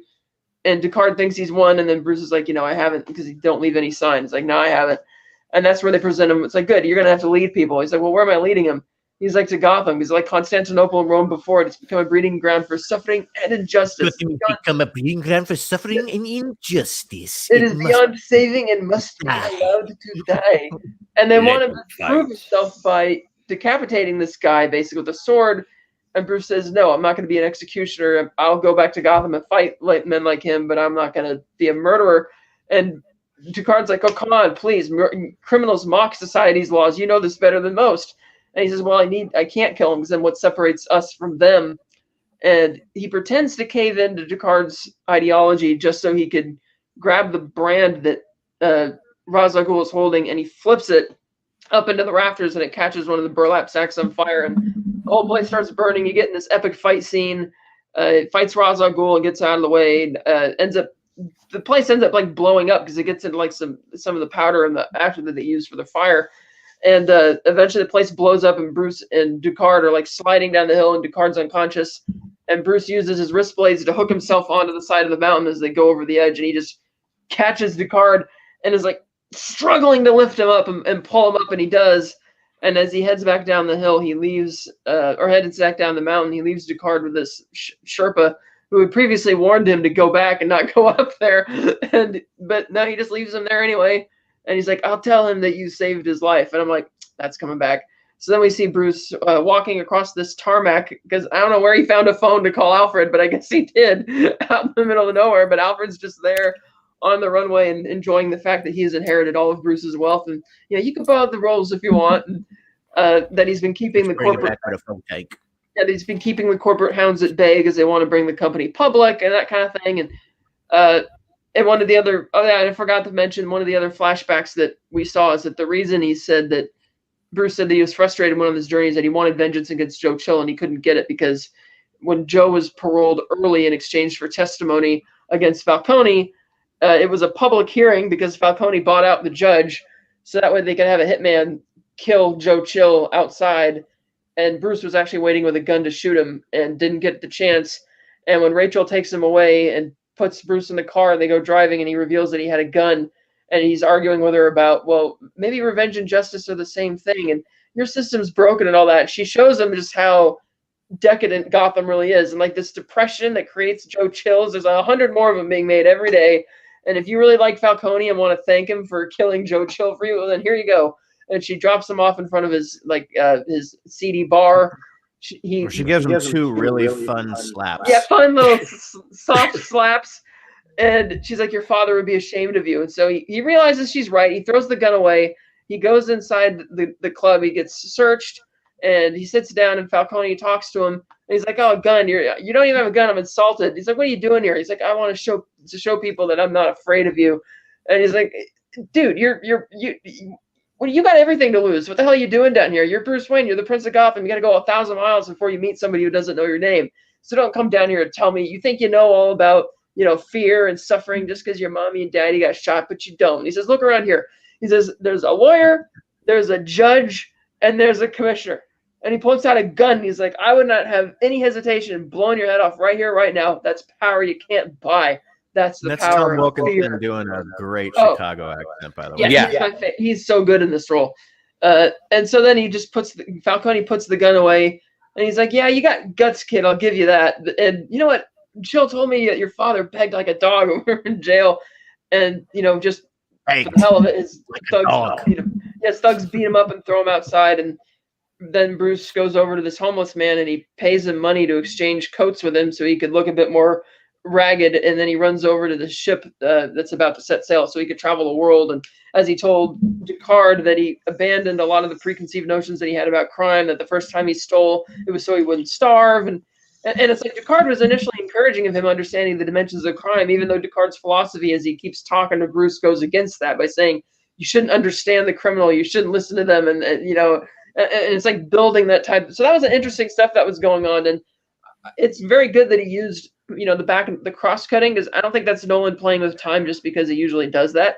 It fits better because if you were to watch those scenes in chronological order, it just doesn't work. There'd be too many missing holes. So it actually works 100%. Yeah, 100% agree with that. So yeah, as I mentioned, he then destroys the fortress, leaves Descartes behind. He comes back to Gotham, and we find out that the company is going to go public, and the leader, Mr. Earl, played by Rutger Hauer, is clearly not very enthused that Bruce is back, and he tries to talk to him about how, oh, don't worry, the company's in good hands, blah blah blah. But at the board meeting, Mr. Earl said he wants to move into like weapons development and military spending and that kind of stuff, and some of the board members don't feel too good about that. And he's like, that was 20 years ago. It's time to stop thinking about what Thomas Wayne would have wanted to think about, what we want to do. And Bruce tries to reassure him, oh, don't worry, I'm not here to step on your toes, and I just want to see the company my father built. He's like, well, does any place like perk your interest? And he's like, Applied Sciences caught my eye. He's like, oh, Fox's department. So he sends him down there, and it's clearly a basement, a danky small. Yeah, what is Lucius Fox doing down there at this time? Well, so he explains to Lucius tells Bruce when he first meets him that he knew his father, he helped him build his train, and that the reason he's down here, that Mr. Earl basically demoted him as a way to stop causing problems, which we can mean to interpret that Fox wasn't a fan of the direction the company was going, more towards military spending and things like the microwave emitter weapon, which we find out about later. And so he, rather than fire him, he just, demoted him to the basement to run Applied Sciences, which you could tell based on how dusty everything is and everything's under tarps that it's basically gradually getting shut down. And so Bruce asked him to show him around, and he shows him the big suit, which was going to be the prototype for the bat suit. And it's how tough it is, and this sucker will stop a knife. And he's like, well, Bruce is like, well, why didn't they produce it? And he says, well, they didn't think the soldier's life was worth $300,000. And Bruce is kind of like miffed by that. And then he shows memory cloth, and he says, oh, did the military not care? Did the government think this was too expensive too? He's like, they thought it was too kind of artsy fartsy or whatever. And he says, what do you want with all this stuff anyway? He's like, well, I'm gonna go spelunking.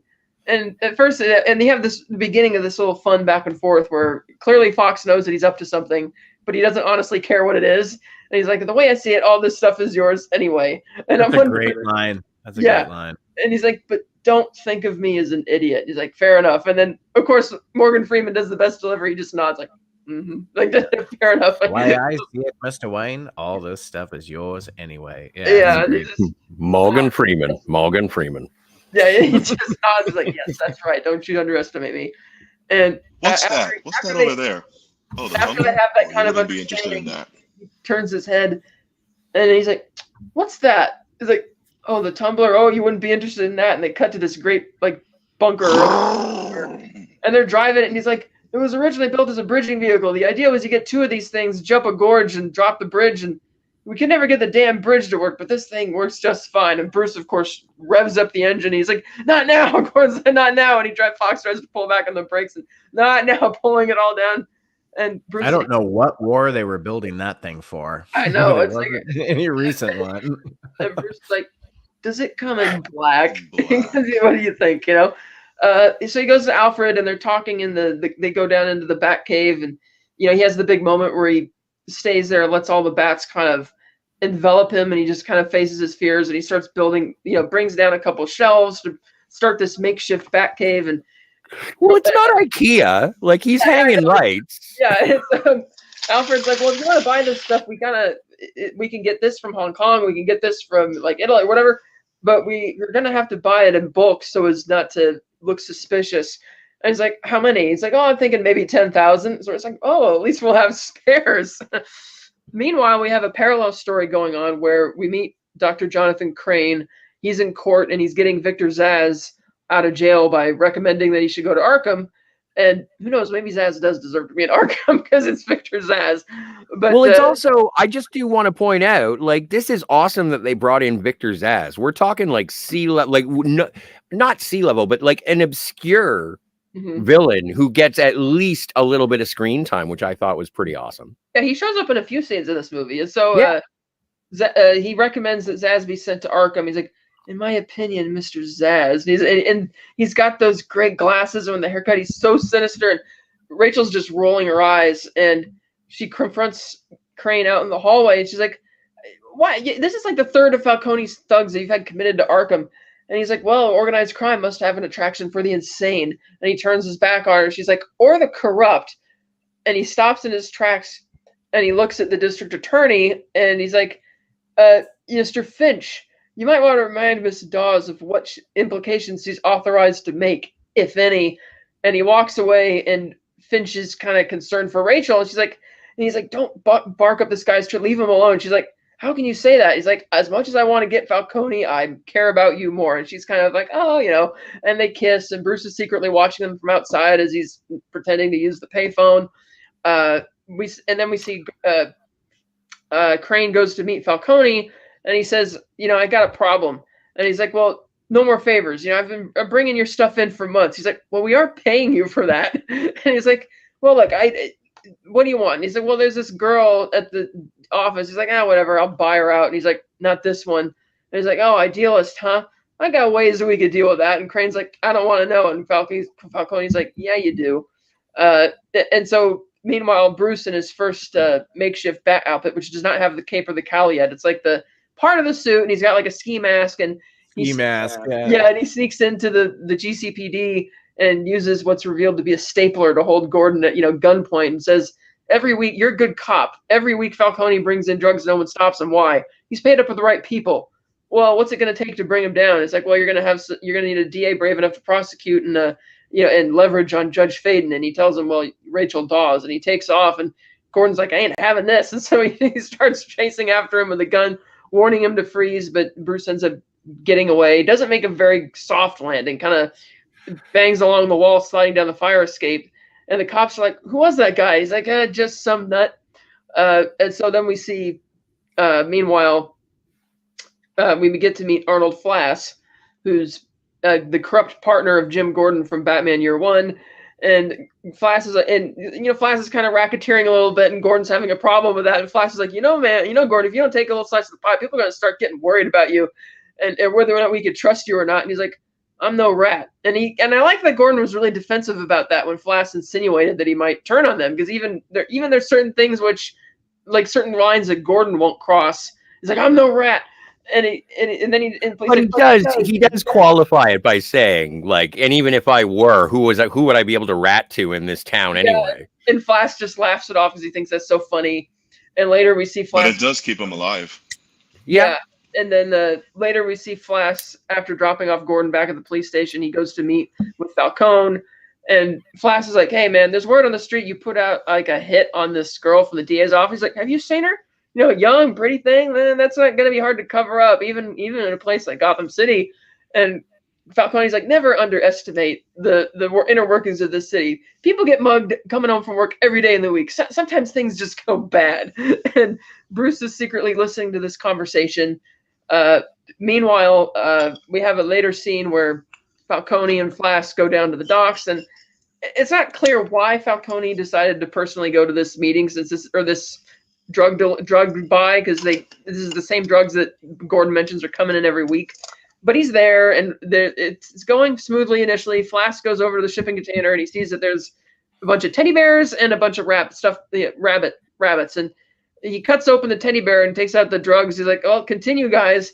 And then there's a bunch of rabbits there, which are going to the narrow. He gets in back into the car with Falcone. He's like, "Well, everything looks kind of fine."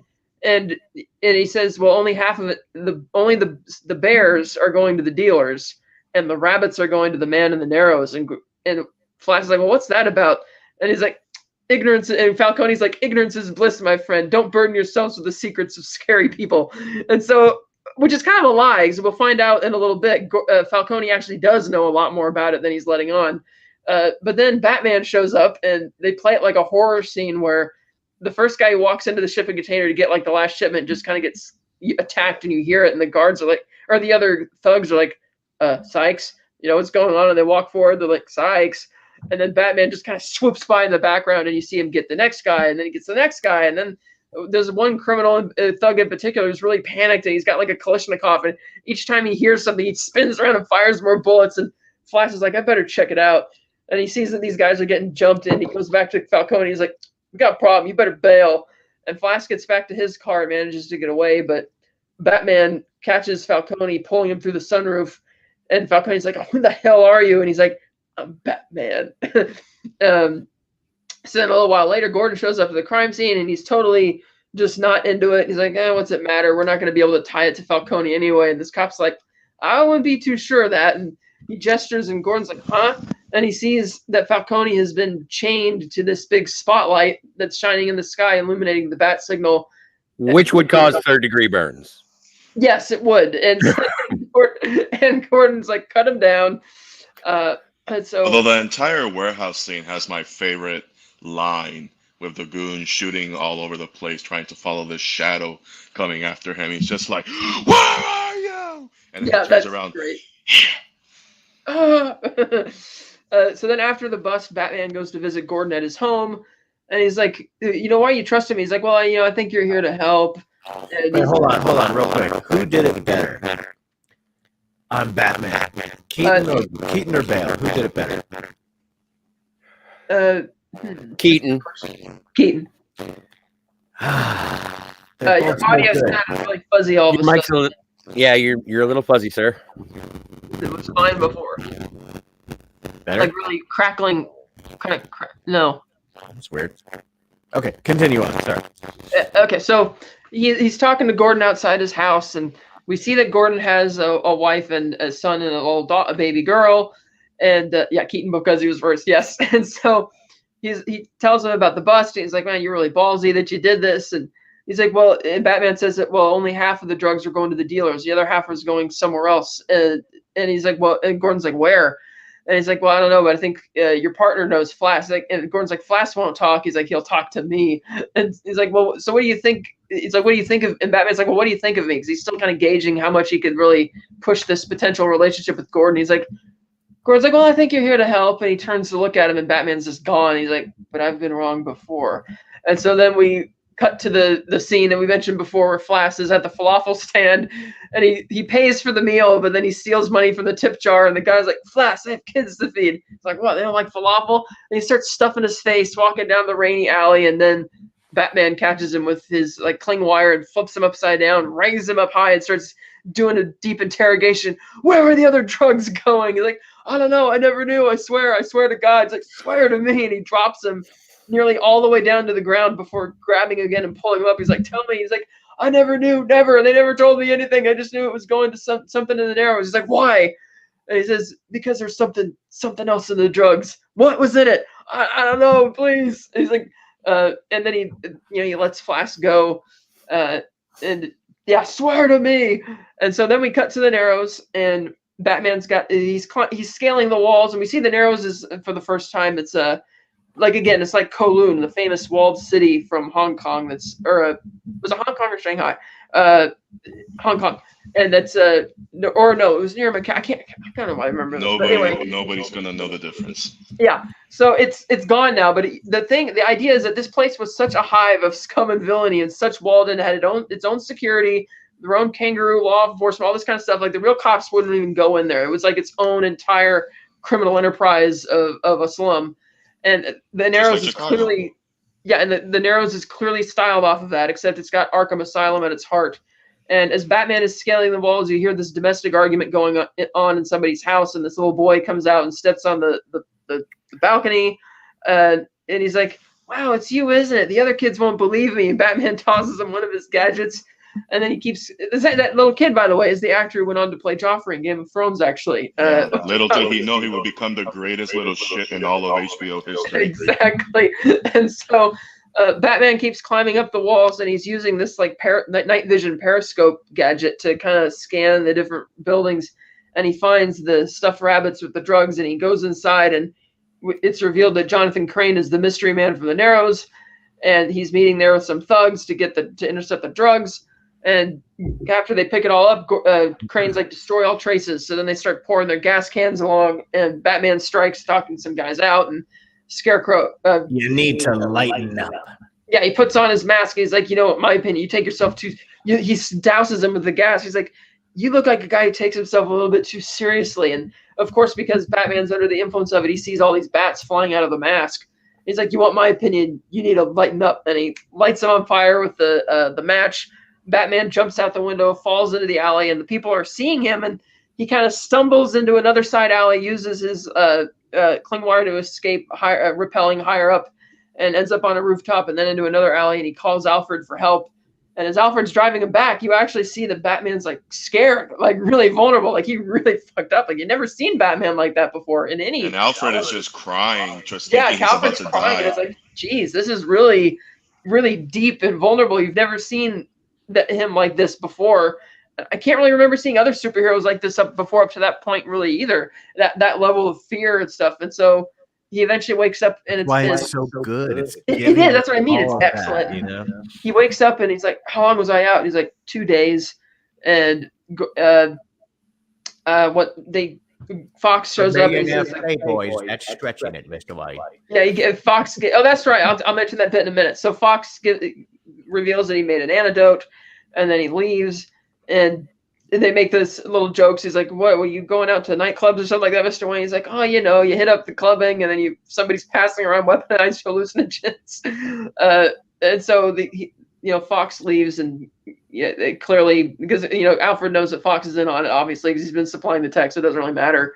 Yeah, But it does help with plausible deniability. It does help with plausible deniability because if the other is in a court of law and they're questioning Lucius about him knowing if Bruce was Batman, he's just like, no, he only talked about going to clubs and everything or going cave diving, and he wouldn't be lying because it's technically the truth. Yeah, but this is where you suspend your disbelief with Lucius Fox and his ability as in the R&D department, because I can believe that he can design and help create all those weapons. But an antidote, I need to see your credentials for building an antidote. Yeah, and to Ben's earlier point about the whole, even for billionaire playboys, 3 o'clock is pushing it. That's what he did the morning after catching Falcone, and that's when Alfred planted the idea in Bruce's head that you're going to need to come up with, if those injuries are to be the first of many, you're going to need to come up with excuses, because people are going to wonder, what is Bruce Wayne doing with his time? He's like, well, what am I supposed to do, Alfred? Well, what do billionaires do? Drive sports cars, date movie stars, buy things that aren't for sale. So he drives a sports car to a... Here comes the best Bruce Wayne scene of all time. He drives a big sports car with these 2 like hot girls there and like supermodels, and they go out to eat, and they're having and Mr. Earl is there as one of the guests, and they're talking about Batman, and Bruce is like, yeah, a guy who dresses up as a bat clearly has issues. And Earl seems to be kind of very anti-Batman. Like, because some of the one of the other girls at the table is like, I think they should give Batman a medal. And Mr. Earl's like, in a straight jacket painted on. And the waiter walks up and whispers to Bruce, Mr. Wayne, the pool is for decoration only. Your guests cannot go swimming in it. And he gets out his checkbook. He's like, I'm afraid it's not an issue of money. I'm going to have to ask you to leave. He's like, actually, no, you don't understand. I'm buying this hotel, and I'm going to change the rules about the swimming policy. And Mr. Earl kind of looks at him, and he's kind of noticing that this isn't the Bruce that he met in the office the other day. And so, he's putting on the greatest cover. He is, and greatest cover. And he jumps into the pool with them and gets soaked. And as they're all walking out back to the car, the girl's now wearing like bathrobes from the hotel because he bought the hotel. Bruce gives a hefty tip to the valet, to the doorman actually, and Rachel happens to be coming in. And he's like, "Oh, Rachel," and he acts almost like he's been caught with his pants down around his ankles because she's looking at him. More or less. Yeah. Really oh, good. You're here. These are my European whores. Yeah, he's like, I really didn't want her. And he's like, Rachel, all this, it's not me. It's like, oh, Bruce, it doesn't matter who you are underneath. It's what you do that defines you. The whole comic motif of the film, and that close up of Christian Bale saying that, Rachel, that's where you could see how Christian Bale uses his American accent. He pins his tongue down to his bottom teeth. You really see that in that scene, how he's holding his tongue down when he talks. Yeah, and so we find, then we cut to a scene at GCPD where Loeb is holding creating a task force to catch Batman. He's very anti-Batman, and Gordon raises his hand and he's like, yeah. He's like, this guy did deliver us the city's biggest mob boss on a silver platter. Loeb's like, I don't care. Nobody takes their law into their own hands in my city. And which leads us cutting to Rachel on her way home from work, and she's on the subway, and these two guys come up to attack. She pulls a taser on one, but what she doesn't see is Batman getting the drop on the guy behind her, and they actually have an L train racing by and make sure it's loud enough to make it believable that she wouldn't hear Batman right behind her. And of course, the other thug freaks out and runs away. She's like, yeah, that's right, you better run. And she turns around and just sees Batman and freaks and shoots him with a taser, and he just like brushes it off. And she's like, who are you? He's like, someone like you, somebody who rattled Falcone's cage, and they were here to kill you. And he throws her pictures of Judge Faden, like I guess the blackmail is that he's hanging out with a hooker or cheating on his wife or something like that. And she's like, what's this? He's like, leverage to get things moving. And he takes off. And then we cut to the Narrows, where the current district attorney, Mr. Finch, is demanding that the Port Authority open this shipping container. And they're like, sir, we don't want to know what's inside Mr. Falcone's container. He's like, I don't care. 246 of these left the ship from Hong Kong, and it arrived with 247. Open it. He's like, okay. So he opens it, and we see this weird device in there with Wayne Enterprises logo on it. And he's like, what the hell? And then one of the Port Authority guys shoots him dead. This movie stopped fucking around. That murder is gnarly. Yeah, because then we cut back to Wayne Enterprises, and the secretary or whatever goes in to see Mr. Earl and tells him that we had this weapon. It's designed to vaporize an enemy's water supply. It was being shipped across seas, and the crew is the Coast Guard found the ship adrift. The crew is missing. The ship's been destroyed because it seems like somebody turned the weapon on, and the weapon's and Mr. Earl's like, gone? And he's like, yeah. So then Mr. Earl goes down to Applied Sciences, and he asks Fox, what can you tell me about this? And he's like, oh, and Fox is like, oh yeah, that's a blah blah blah microwave emitter for vaporizing enemy's water supply in desert warfare. But isn't that illegal? And Fox and Earl's like, I need you to give me everything we have on this information, or have on this thing. He's like, why, did you lose one? He's like, I am merging your department with archives, and I'm firing you. By the way, that is the most terrifying, inhumane weapon I've ever heard. It's basically a torture device. Like, it's awful, and it's just awful. Like, I hope those don't really exist. League of Shadows, so it's perfect. Yeah. Right. You couldn't have designed a better MacGuffin for the League of Shadows in this movie.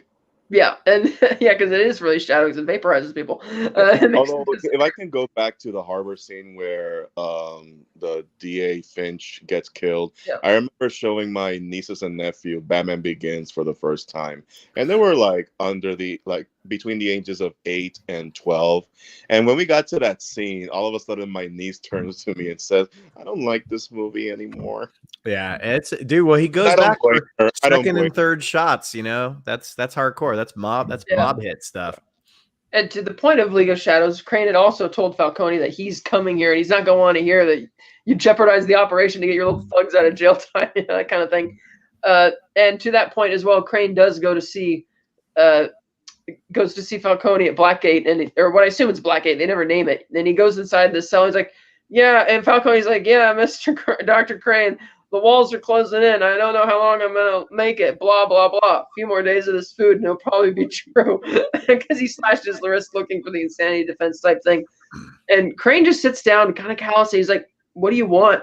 He's like, what do you mean? I want to be in on it. I want to get out of here. He's like, well, what? Or I'm going to rat on you guys. He's like, rat on what? You don't know anything.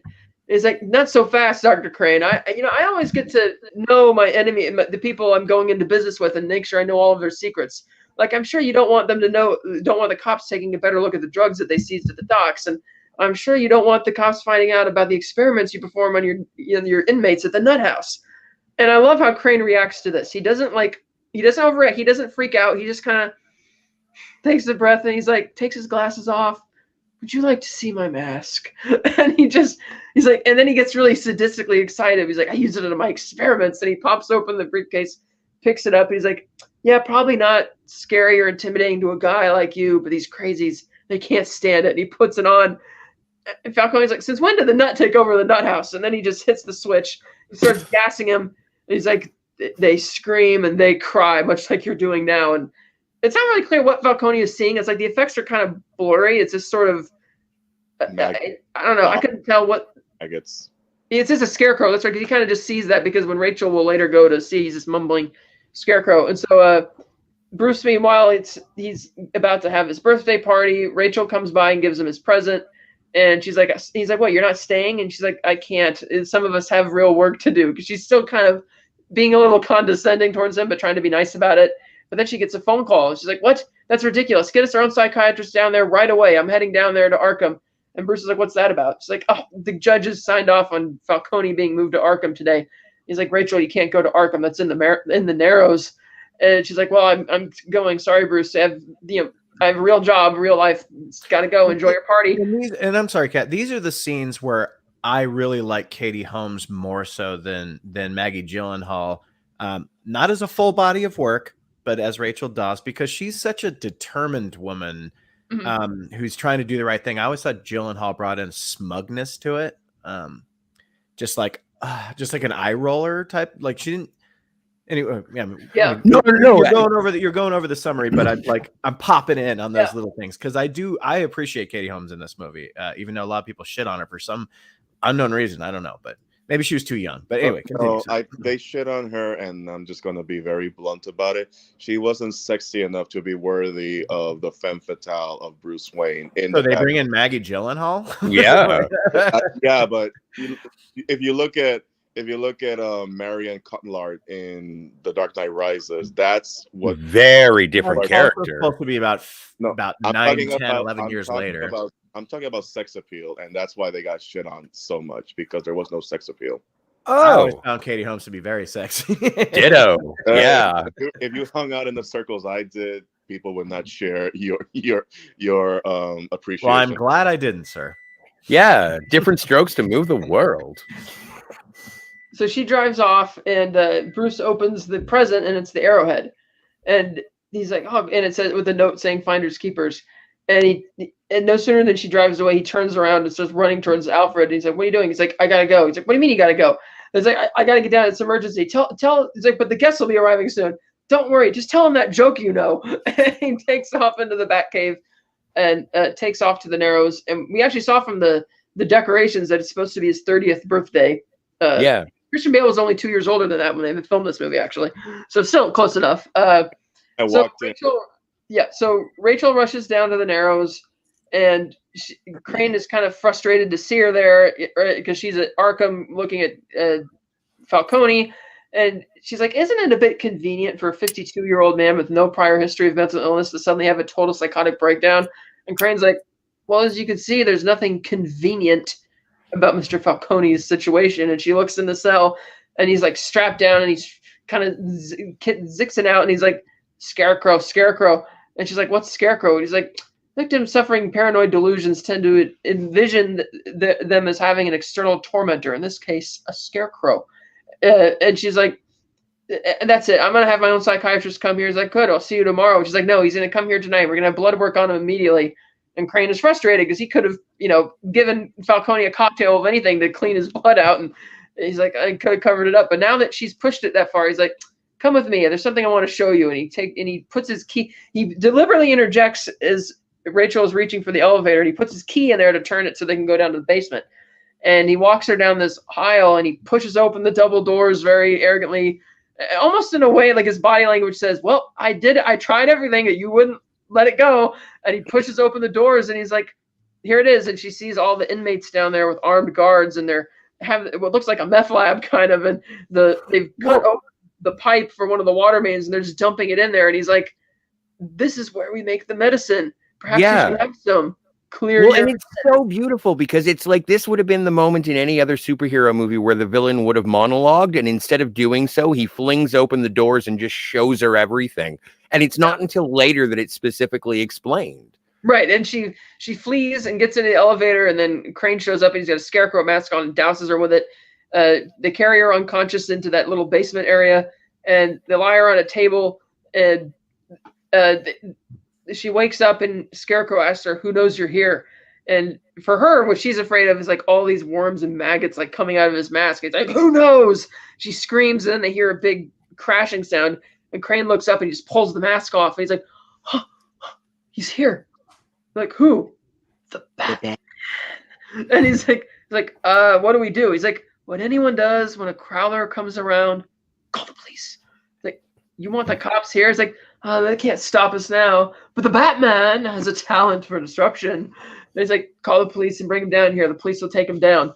And then he says, well, what do you want us to do with her? He's like, she's had a concentrated dose. The mind can only take so much. And so then Batman strikes. In this movie, Jesus. Hmm? The writing in this movie, everything that comes out of Crane's mouth, I'm just like, chef's kiss. Exactly. I agree. And the way he totally. says it, the way he's emoting everything, it's so perfect for that character. So then Batman shows up and starts beating up all the gangsters or whatever, and Scarecrow tries to do the same thing as last time, jumping out from under this stairwell to try and douse him, and this time Batman grabs him by the wrist and chalks his wrist up and twists it around in his face. He's like, taste of your own medicine, doctor, and he douses Crane with it, holding him by the throat, having pulled off the mask. And for Crane, his fear is, Man-Bat, which is their tip of the hat to Man-Bat, whereas Batman looks like the actual... I think in that case, because they're doing Man-Bat, they could have made it look a little more animalistic instead of just his face painted look like it's the mask. But, okay, whatever. And he's like, what's going on, Crane? Who are you working for? Jeepers Creepers monster. Right. He's like, who are you working for? Crane. And he's like, Dr. Crane isn't here right now, but we'd like to make an appointment, which is lifted from one of the comics, I believe. And so he's like, okay, this is a lost cause. So he drops him and he picks up Rachel, and Flash and Gordon show up outside and the police are surrounding it. Flash, why ain't you gone in yet? Well, the Batman's in there. Okay, SWAT will show up in 10 minutes. And Gordon's like, oh, Batman, I don't have to worry. So he just waltzes on in there. Flash is like, hey. But Batman, Gordon goes in there anyway. He meets up with Batman. And Gordon looks at Rachel. He's like, what's wrong with her? He's like, Crane poisoned her. I got to get her out of here soon. He's like, take her to the alley and I'll meet you there on the narrow side. And then he hears this sound that's getting slightly thunders and louder. He's like, what is that? And Batman checks his boot, which has the sonar light on. He's like, back up. And then Flash freaks out. He's like, what's that? And you have massive swarm of thousands of bats flying into Arkham Asylum, discombobulating all the police and the SWAT team. Batman takes advantage of that to be able to escape into the alley. And Gordon's like, well, come on, we'll get her out of here in my car. And he's like, I'll take mine. And he's like, yours. Great introduction. He gets Rachel inside the car and he just revs up. The lights come on, revs the engine, speeds by, runs over a cop car. And Gordon's like, I gotta get me one of those. Which is such a trailer line. It is, but it works. I thought it kind of worked because he's caught up in the moment of it and is like genuinely excited. It's a better fit than Burn Baby Burn from Batman Returns, I would say. Yeah, but that's also something that you could hear Gordon say. Oh, I gotta get those. So then the big chase begins, and Nolan said he was trying to allude to like the chase in the French Connection, where they're like going through real streets and not doing stuff too crazy, bashing up cars, and they do that for a while. And the cinematography is like very tight. There aren't too many like big wide shots, and you see crazy things like the police helicopters coming in really low, flying between the skyscrapers, and Batman tries to get away from it by going up through a parking garage, and then he breaks through the wall and jumps across the rooftops, which looks really cool. And he gets back on the freeway and heads down Lower Wacker Street, moving through the tunnels there, avoiding the cops, causing them to wreck their cars. And then eventually he gets onto the main highway, heading out into the countryside. And he does this kind of cheap trick, which I'm surprised works, where he basically shuts off the lights of the car, kills the engine real quick, and the helicopter kind of loses him, and the other cops lose him. They think he's gone and went down a side street. And I'm like, there is no side street. They're on the freeway. And then he just revs the car back on at some point. The music starts kicking back in, and he veers off the road, smashing through the center divide, crashes through the gate of what's a side park or something. He goes down this little wooded trail, and Rachel's about to passing out, and he's freaking out. And then they do a practical stunt, by the way, where they jump the bat. They actually took down the wall of one of the stages, and they blasted the Batmobile up a ramp through a waterfall, through the hole in the open building, crashing it to a stop, which is really cool. And then he gives Rachel the antidote, which Fox had made for him. And then when Rachel wakes up, he says, hi, Cam, is what she said. He gives her the antidote, and he says, here, I'm going to give you a sedative. You're going to wake up at home. You're going to give one of these to Gordon for himself and the other for mass production. She's like, why? She Just Crane was just a pawn. We have to be ready. So then we cut back to Arkham, where Gordon walks into that basement section. He's like, so what the hell are they working on in here? And the scientist is like, they've been pouring the stuff into the mains. He's like, well, we got to find out where it's going and isolate it and get it. No, you don't understand. They've been at this for weeks. The whole entire city's water supply is contaminated. And Gordon's like, well, why haven't we felt the effects? And the guy's like, probably a compound that has to be absorbed through the lungs. So then we get back to the Wayne Manor, and Bruce comes up the elevator and he tells Alfred that that he's ready for the birthday party or whatever. And Alfred's kind of upset. He's like, when you told me you were going to go down on this whole crusade of yours, the only thing that stopped me from calling the men in white coats is you said this wasn't about thrill seeking. It's like, it's not. It's like, what do you call that? And he points to the TV. Damn good television. Damn good television. It's a miracle no one was killed. I was like, it was Rachel, Alfred. She was dying, and I need you to take her home. And he gets mad at him again. He's like, no, you can't. You need to get out there. Your Bruce Wayne's guests are out there. He's like, I don't care about you're still a Wayne. You need to act like. He's like, I don't care about my name, Alfred. He's like, sure you should. It's your father's name, and that's all. It's your father's name, and it's all that's left of him. And I'm kind of surprised that Alfred isn't really on board, because I thought he was paying attention to the investigation, and that clearly Bruce is doing. He's trying to uncover this conspiracy, but Alfred isn't really getting on board with it yet, because he still cares about the reputation and the image than he does about what Bruce is really trying to do. So Bruce goes out into the party and he sees Fox, and Fox is like, and he asks for Fox's advice. He says, they've been pouring this shit. What happens if this shit got in the water? Like, what would happen? He's like, well, it's not gonna, something in the water ain't gonna do anything to affect something that's an inhalant. And then Fox has an epiphany, and he's like, unless you stole had a microwave emitter like the one Wayne Enterprise just misplaced. And Wayne's like, misplaced? He's like, Mr. Earl just fired me for asking too many questions about it. And then he gives he says, Fox, I need you to get back into the applied sciences and start mass producing this stuff, the antidote. And he's like, my security clearance has been revoked. He's like, well, that's never stopped you before, has it? And he kind of laughs, and he walks off, and Bruce is going to, greet the other guests when this lady comes up alongside him. She's like, Bruce, there's somebody you must meet. He's like, not now. He's like, you must know. You're right. It's like, now, am I pronouncing this right? Mr. Raz Al Ghul. And he turns, and this guy dressed in a green coat turns around and looks at him, and he's like, you're not Raz Al Ghul. I watched him die. And then the girl's expression kind of changes, this old woman, and then you hear Ducard. He's like, but isn't Raz Al Ghul mortal, because he's more than just a man? And then the lady just kind of awkwardly walks off, and then Bruce turns to him and he's like, what are you doing here? And he's like, I'm here to finish what we started, kind of thing. And Bruce is like, no, I can save the city, just give me more time. He's like, no, Bruce, you've had too much time. He's like, well, let these people go, your quarrel was with me. He's like, well, you're welcome to explain the situation. And so then Bruce grabs some champagne. He pretends to be super drunk, and he insults everybody for being a bunch of sycophantic freeloaders. Great Bruce Wayne moment.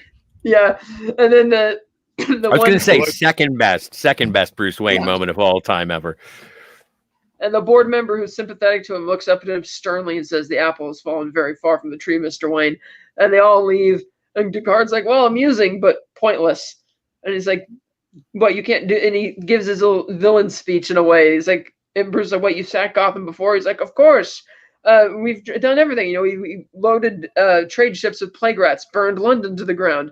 Anytime a civilization reaches the peak of its decadence, we come in and clean shop and start things over again. And so with Gotham, we tried a new weapon, economics, but we underestimated certain of Gotham's citizens, such as your parents. And then he's like, please give me more time. And he's like, no. And then they start setting fire to the place. And Bruce is like, I am going to stop you. And he's like, no, you're not. You're not going to stop us. We're a League of Shadow. We're going to finish what we started. And this time, no misguided idealists are going to get in the way. And Bruce is like, I don't care. And he's like, well, you've never learned to mind your surroundings. And one of the burning rafters falls and hits Bruce. It kind of knocks him down unconscious for a bit. And Ducard's like, you burned my house and left me for dead. Consider us even. So they take off, and Ducard tells his thugs, nobody comes out. Make sure. And he gets into the van where we see the microwave weapon, and they start driving off towards the city. Alfred, meanwhile, who's returned home from taking Rachel back to her place, sneaks up behind one of the thugs and smacks him in the head with like a crowbar or whatever. He's like, I hope you're not a member of the fire brigade. And he runs in, he finds Bruce, and he's having a hard time lifting up the debris. And he's like, what was the point of all those bloody push-ups if you can't lift a bloody log?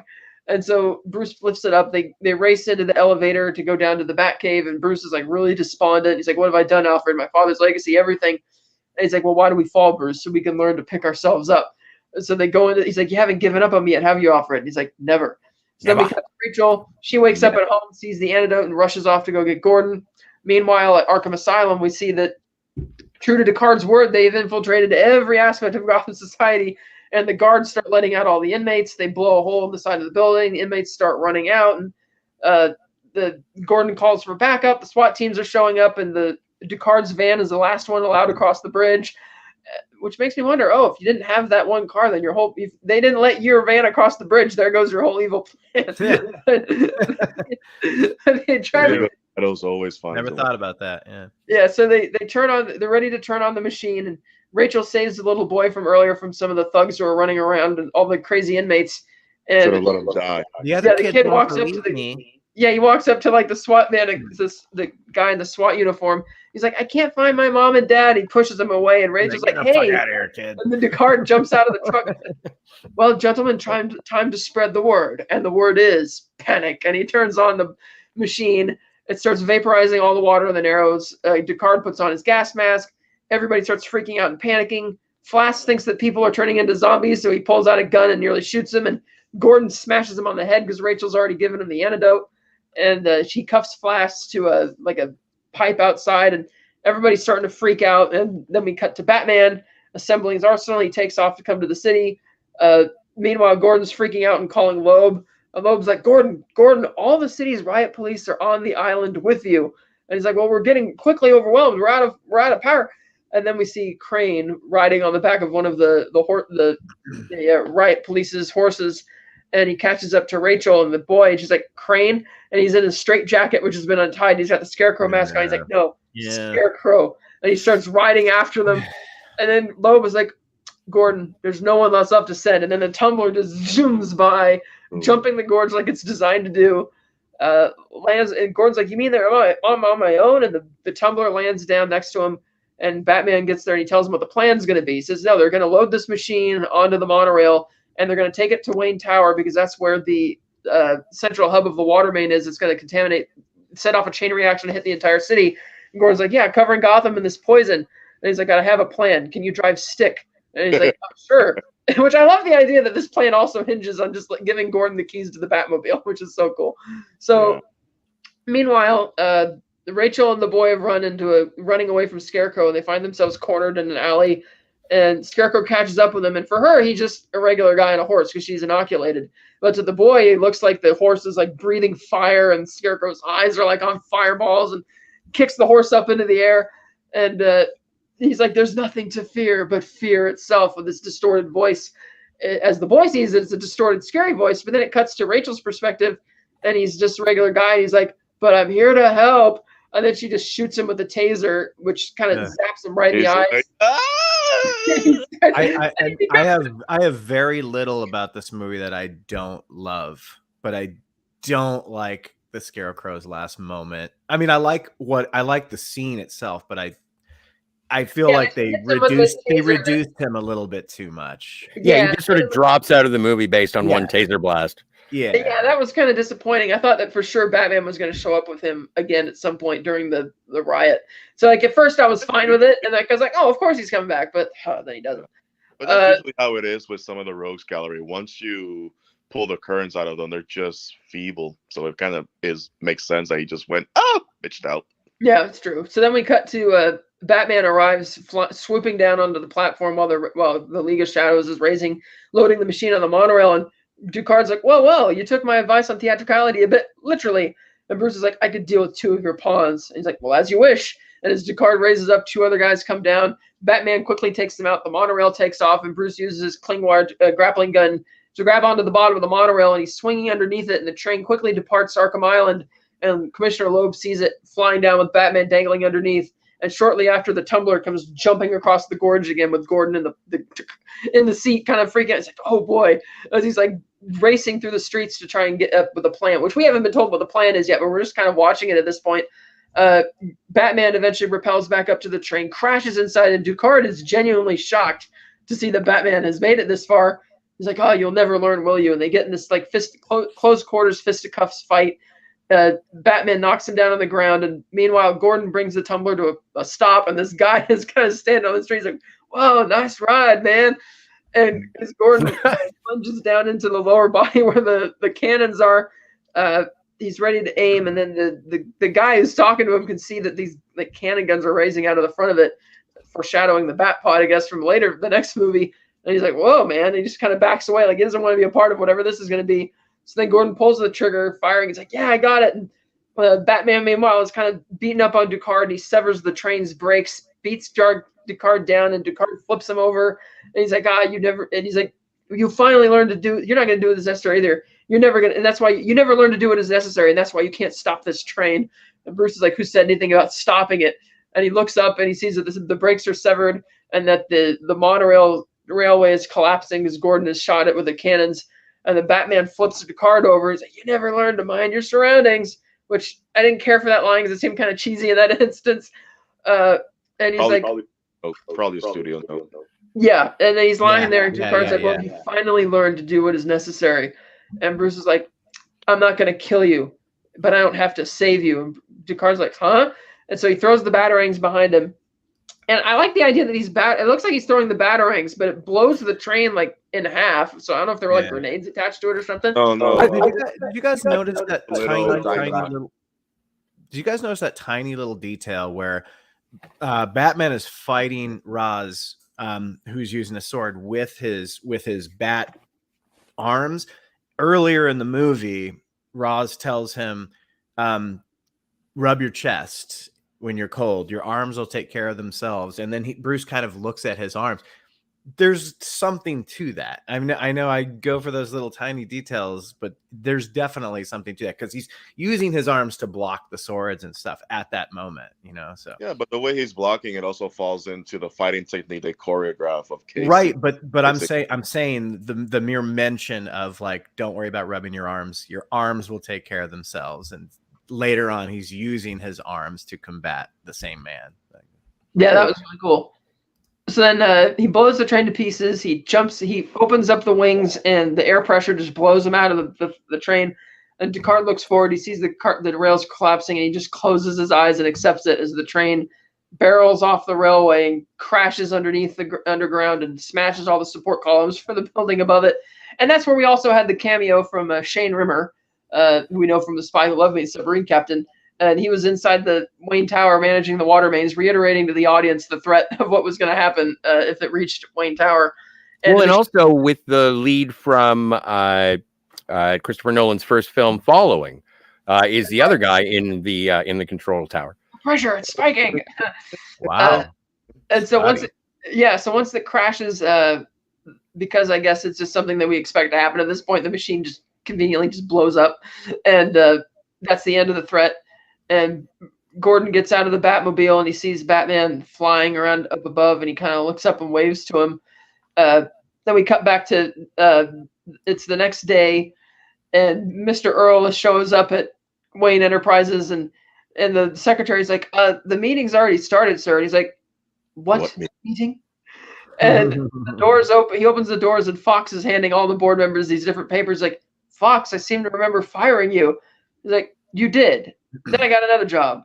Yours. On whose authority?" And then we cut to Alfred's driving Bruce in the car, and Alfred's like, "Batman may have made the front page, but Bruce Wayne got pushed to page 8." And the headline says, "Drunken billionaire burns down home." It's so great. Yeah, it's so great. And then the phone rings. He's like, "Bruce Wayne." And Earl's like, whose authority do you have to decide who leads Wayne Enterprises? Well, since I bought most of the shares. Well, he says, "I do." He's like, "What are you talking about? The company went public a week ago." He's like, "Yeah, and I bought most of the shares." And the look on Earl's face.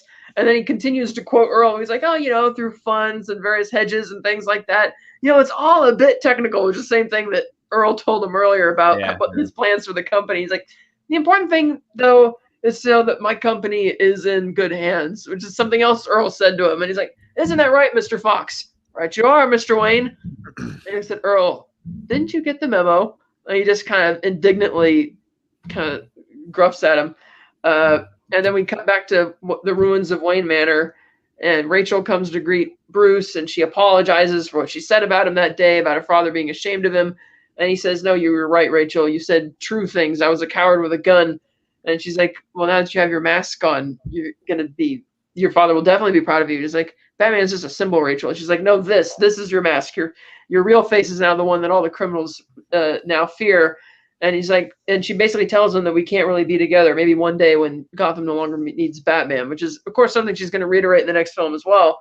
And then so she leaves him, and then Alfred kind of sidles up alongside. He's like, "You're going to rebuild my." He's like, "We're going to rebuild it brick by brick." He's like, "Exactly the same, sir?" He's like, "Yeah, why?" "Well, I thought we'd use this opportunity to improve the southeastern foundations, in the southeast corner." And then we cut to an epilogue, which is supposed to take place 3 months later, even though there's no title card. And Gordon actually has an official bat signal on the rooftop of the police department, and Batman taps it. He's like, "Nice." And Gordon's like, "Well," he's like, "Nice, Sergeant." He's like, "Oh, it's Lieutenant now. You really started something. Bad cops running scared. And what are we going to do about the escalation?" He's like, "Escalation? Oh, we buy semi-automatics. The criminals buy automatics. We buy Kevlar. They buy armor-piercing rounds. And we still haven't picked up Crane or half the inmates of Arkham that he freed." And Batman's like, "We will."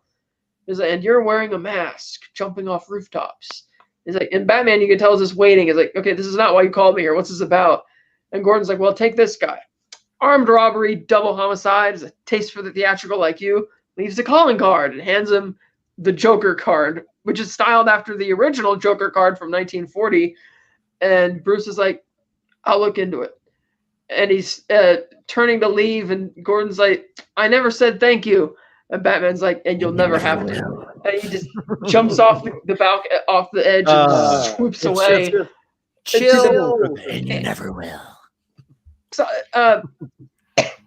when I saw that ending, I didn't think the Joker card initially meant anything, because I didn't think they were going to do a sequel, because I just didn't have that in my mind at the time. And it had been a long time since I'd seen Batman 89, so I didn't remember, like, is the idea that this is supposed to be a prequel to Batman 89? Like, I didn't really follow it at all.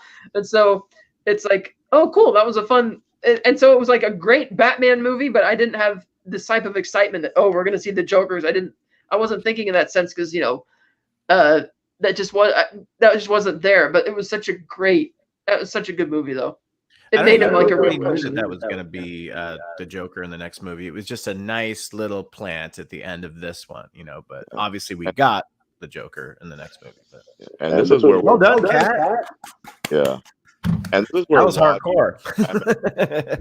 This is where watching Batman Begins with a Puerto Rican audience kind of adds to the entertainment value, because the moment the Joker card popped up, the entire theater just erupted, because they knew what was coming. Even though there was no assurances of a sequel, people knew what was coming. They were excited. They were gearing up to seeing the next Joker, because it had been over a decade since the Joker was on the big screen. So that was a big deal. Oh yeah, and as soon as that Joker card showed up, I was like, "No, more movie, please. More movie. I want more movie. I want to see the Joker again." And so I was instantly hooked for the sequel. I was desperately waiting for it, and we will definitely be talking all about that next week. I do have about a day's worth of chat, but I wanted to start back at something that you touched on earlier, Ernesto, in terms of having the security. And Edge of Time in the chat says it's literally a place called Crime Alley. Like, so if you are walking into Crime Alley, yeah, maybe you got something there in terms of having a bodyguard or two kicking around. I don't care if you're coming out of an opera or not. He's an irresponsible father. There you go. Yeah, and it's really, and again, it doesn't ruin, the origins of how the Waynes died and how Bruce died in that alley with them and Batman was born. No. It's just that when you really think about it, when you think of the status of the Waynes in Gotham, regardless of the interpretation, ideally, you're a big deal. And it's Gotham City. You shouldn't just be walking around without security. Even though they wanted to be humble, having a little security can go a long way. There's just a little thing that years later I just started thinking about, if somebody were to reboot this universe from the ground up and they wanted to do the Wayne stories again, there would be a security guard and the Waynes would probably die differently. So what you're saying, there'll be a bigger body count. There'll be a bunch of dead security guards and the dead Wayne's parents. Yeah. I mean, hey, so that big shootout in an alley. Yeah. Like no matter how much security you have, Gotham is going to eat you up no matter who you are. That can also be the point of Gotham. But I'm just saying it goes a long way in the fact that a little security and then go from there. It's just something to think about.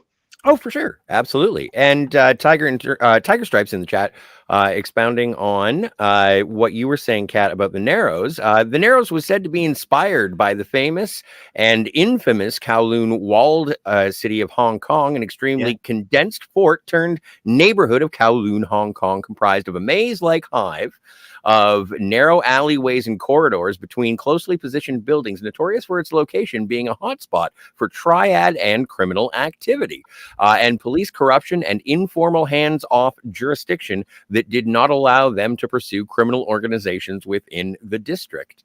Which I think, I was in last time I was in Hong Kong was 2004, and I went to Kowloon Bay. Kowloon Bay was much more fun, and it actually feels less dangerous because you don't have many cops with machine guns walking around. But that makes perfect sense visually, specifically. Very interesting. And several agreements in terms of Katie Holmes. Tiger Stripe says, yes, thank you. I love Katie Holmes and saw no reason to throw her over. Maggie G always seemed smug and off-putting. I always thought she seemed and as you said, Ben, like she definitely, Katie Holmes felt more driven and more steely as an assistant district attorney as opposed to sort of a lady sidekick. It was a pantsuit. She was a nicer person. Yeah. And I also, Tiger Stripes, I think Katie Holmes is plenty sexy. I agree. But Captain Finity is thinking that Katie has bad thetans, a full-on SP, which would make sense considering the era. But it is possible because Tiger Stripes doesn't believe that Katie Holmes is now or ever was a Scientologist. But Finity says Katie is hot. Don't be a fool, Dawson. Or Pacey. I really touched a nerve, didn't I? Little bit. I'm a Dawson's Creek fan, so I think Pacey ended up with her in the end, so Pacey wins. Oh well, and I'm a Michelle Williams person myself as well, but Jen all the way through and through, for sure. But Katie is super hot. She has that hilarious line in Go about how it's such a drag that gay men are so attractive, and I like the reference to Go, just into Tantra, baby. I love Go. Go's awesome. Go is good. Allow gay men into their changing rooms. Go. And Killian Murphy, so cute. And Tiger Stripes continues to say Nolan is a solid film writer, amazing talent. And in general, I do enjoy his movies, although I haven't seen Tenet. I haven't seen it either. But Captain Finney said, and I like the concept of it, and I think it's fun in certain scenes, like the freeway scene, trying to follow the logic in terms of how it's playing in reverse, and that kind of piecing it together like a puzzle. But all the characters are paper thin, very one-dimensional, no character arcs, and I don't think Nolan's very good at writing anything romantic. When he tries to, it just doesn't work, and I think it shows that was the first script he wrote without any help. That was just all him, and it's like all concept in your face all the time, and not really as much story. It's like relentless plot and concept. Like the characters are so shallow that the fact that the protagonist doesn't have a name is just the protagonist is pretty much, it's an accurate assessment of how everybody is in that film. So I think it'd be better in the future. He almost went full M. Night with that movie, if you think about it. Yeah, it'd be better if he brings in more screenwriters next time. And it's a good point to bring up when stuff like that people always complain about studio meddling and trusting the filmmakers to execute their vision. And sometimes there is the example, like Tenet, like Black Hat, that at some point it is a good idea for the studio to kind of meddle just a little bit. I love his plethora. I love his plethora of players, though. I mean, he's got the best collection of people that he reuses for films. Like, I mean, it's amazing. I mean, I'm so happy that Cillian Murphy became one of them because, you know, he pops up in Nolan movies quite a bit, and now he's finally getting his moment in the sun this summer to be the lead in the Nolan movie. You brought up a good point there, Ben. I mean, looking at the behind the scenes, one of the reasons why Batman Begins works so well is that you're trusting your movie to Christian Bale, somebody who is relatively unknown for the mainstream audience outside of what he's already done, and you put him with heavyweights like Michael Caine, Morgan Freeman, Liam Neeson, and you get the younger crowd. Katie Holmes, and all of them are supposed to work off each other beautifully, and then you get, you know, the end result. Well, Christian Bale ultimately they were looking for a Bruce Wayne. A Batman can be filled out how Batman does, but it was I want to say it was American Psycho that got him the Bruce Wayne. I mean, everybody had to screen test and audition stuff like that, but they definitely they wanted somebody who could be both just by looking at him. And Christian Bale, just looking at him, he could do both. Because I know they mentioned, well, we can find a Bruce Wayne and we can find a Batman, but can we find somebody who can do both? Well, so Gore said their philosophy is when they went into writing it is that they wanted the audience to actually care about the character and not just be counting time until he becomes Batman. That's why this is my favorite Batman movie and one of the best comic book movies, because it spends time making you, it doesn't tell like a lesser filmmaker would be like, okay, we have to tell an origin story. We have to hit all these marks. Instead, it makes you care about him as a human being, as a person, so that when you watch the rest of the movie, it's so drastically different than other comic book movies because it cares so much about its lead character. I guess you could say the same thing about Iron Man, but Iron Man was just a very different type of guy. But it's got those things where you get inside his head and you like feel sympathy for him and you feel sorry for him. He has to put on the Bruce Wayne facade because he doesn't like that stuff, but he does it perfectly, you know. So I agree with you, Pat, completely. Like it's you love him as a character. In the sequels, this is what you do with these first ones: is you build up him, and then the sequels, you know, they do the sequelitis thing where it's like now all of a sudden it's Joker's movie, but it's not really. You know, Joker's not really in that much of that movie, but that's what you remember because you already know Bruce, you know, so. Yeah. Although the argument said that it's Joker's movie just because of the tragedy of Heath Ledger's passing. Well, sure. Absolutely. And we'll get in depth about the Dark Knight next week, of course. Tiger Stripe says to Captain Infinity in regards to Tenet, saw it in the theaters. It was pretty poor. Can't all be on point. I suppose best thing for me was Pattinson.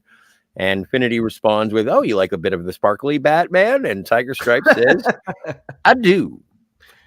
I like Batman, just not as Bruce Wayne. I still haven't seen it. It's a holdout. I really like his Bruce Wayne because it's something entirely different. Because it's like early days Batman type of thing. We'll get to that when we get there in another month. But oh yeah, you guys are gonna hit that one too. That's right.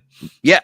And Cam Crash Courses. I tried to interject a hello to you, Cam, when you got here. And I'm glad that everybody in the chat is showing you the love. That is fantastic. I'm skipping over the conversation in regards to Inception, just because if we ever decide to do a conversation about Nolan movies, that's definitely going to be something that will. So they went from talking about Tenet in the chat to now talking about Inception as well. It's a Nolan conversation. And then also, Cam was given big ups to Anti-Derivative Jill for her show today. If you are, and I will put a link to Jill's channel in the chat moment as soon as I get to the bottom of it. But just because we did review the original series episode of Star Trek Space Seed with the beloved Ricardo Montalban. I watched it today, and uncharacteristically, Scotty, you were a little quiet. It's a contribution. I don't want to overcome. Although it was very gracious. I got to do a couple of Ricardo Montalban impressions, which was very, very lovely. So thank you again, Jill. And if you'd like to check that out, it is definitely worth your time if you are a Star Trek fan. And if you're not, it'll make you one. Trust me. It'll convert. It will. It will. But in conclusion of the Inception conversation, I think reality is other people. I like you guys. And Jill follows up with Hangout by Proxy is coined by Darius Munchausen is our current reality here. That was a fun show. Absolutely. I wish Darius were here. Although, yeah, Tiger Stripes did give Ben big ups on the Michael Caine impression. Where are you? There we are. Great Caine impression. More, please. What about all those push-ups, Ben? Oh God! Oh yeah. That's right. Yeah. What's the point of doing all those push-ups? I can't do it. I had to. Yeah, I gotta set it up. Yeah. You can't Those are going to be the bruises of many to come. I can't remember. If you can't even lift a log, you're only supposed to blow the doors off. Me and my friends were in Burma, and we found a jewel the size of a tangerine. That's gonna be a great one. The father's name. Jill in the chat says, love Cat's description whenever Batman uses his grappling hooks. Absolutely. Jill says, I always thought life is made up of the books you read and the people you meet. Absolutely. And then, definitely big ups on catching the arms versus the rubbing your chest. Although apparently that was a story that other people took to heart. And it was like, if you ever suffer from hypothermia, just rub your torso because your extremities will take care of themselves.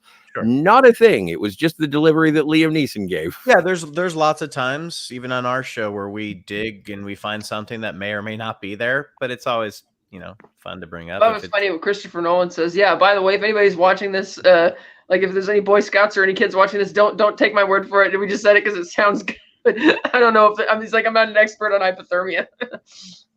Although you can never take what the movies say seriously, so that's a shame on you. Yeah. Captain Finity says, "Hey guys, anyone remember those Kenner Star Wars 3 3¾ action figures?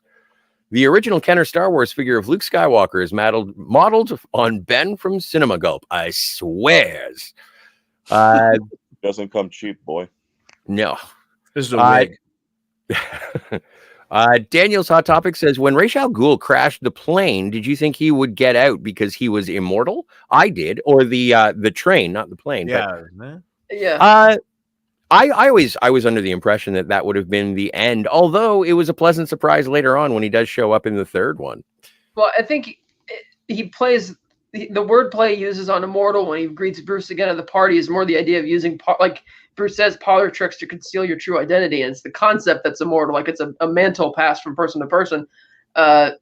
Whereas they play the whole Lazarus pit as a figurative thing, a symbolic thing with the prison in the third movie, as opposed to a literal resurrection pit. So, right, I heard people. Yeah, I don't think he's actually immortal in this movie. No. Although I don't know why anybody thought the Lazarus pit was really going to show up in Dark Knight Rises, though, because the series just hadn't been going in that direction. That would have been kind of a big, drastic change in tone, I guess. But I wouldn't have cared. But I think the reason why people were gunning for it is because of who they were casting for. And again, I'm not going to get too much into it because we can discuss it in further detail when we get to Rises. But they had cast, I forget the actor's name. He was going to play the young version of Ra's al Ghul, who saves Bane from the prison. And there was that one set picture, because there was a lot of set picture leaks from this movie while it was filming. Yeah. And there was that one set picture where they were filming in the desert or somewhere that looked desert-like, and there was this giant green screen on the floor, and people thought that would be the Lazarus pit. So people just that was the hole. That was the hole. I remember that. Yeah. Yeah, I remember that too, but it was just I the have not whole. thought about that in probably 12 years since you just brought it up. Yeah, True story. yeah, I forgot I about remember that. those leaked pictures too, and I'm going, "Oh my god, are they doing it?"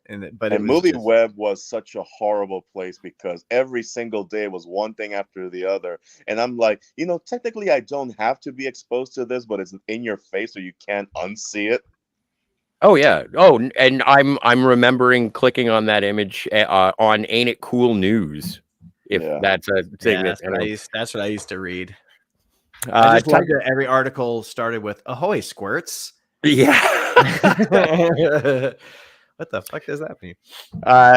Tiger Stripe says the difference between the decades can't be overemphasized. The world was relatively safe when Batman started as a comic book. The world was relatively safe as recently as 20 years ago. Didn't know Batman there was start this in the thing called the 40s? Pacific War going on at the time. The Batman, Yeah, what? the Imperial Japanese dominating and decimating the entire Eastern Sea or the Pacific and China and all of that at the time. And the Nazis moving on through Europe. So I can't say the world was really that safe at the time Batman premiered, but Well, no, but your localities, obviously in war theaters, if you will. Lack of media coverage. Well, there's that too. Yes, exactly. Not all crimes were reported. That's why we needed Batman at the time. And Edge of Time says, enjoy the decline. Enjoy the decline. And Captain Finity romanticizing. You could leave your front door open. We can't. Is this Canada? This isn't Canada. your kids, because according to Batman Returns, that film is set in December 1929. Really? Is that what it says on the paper?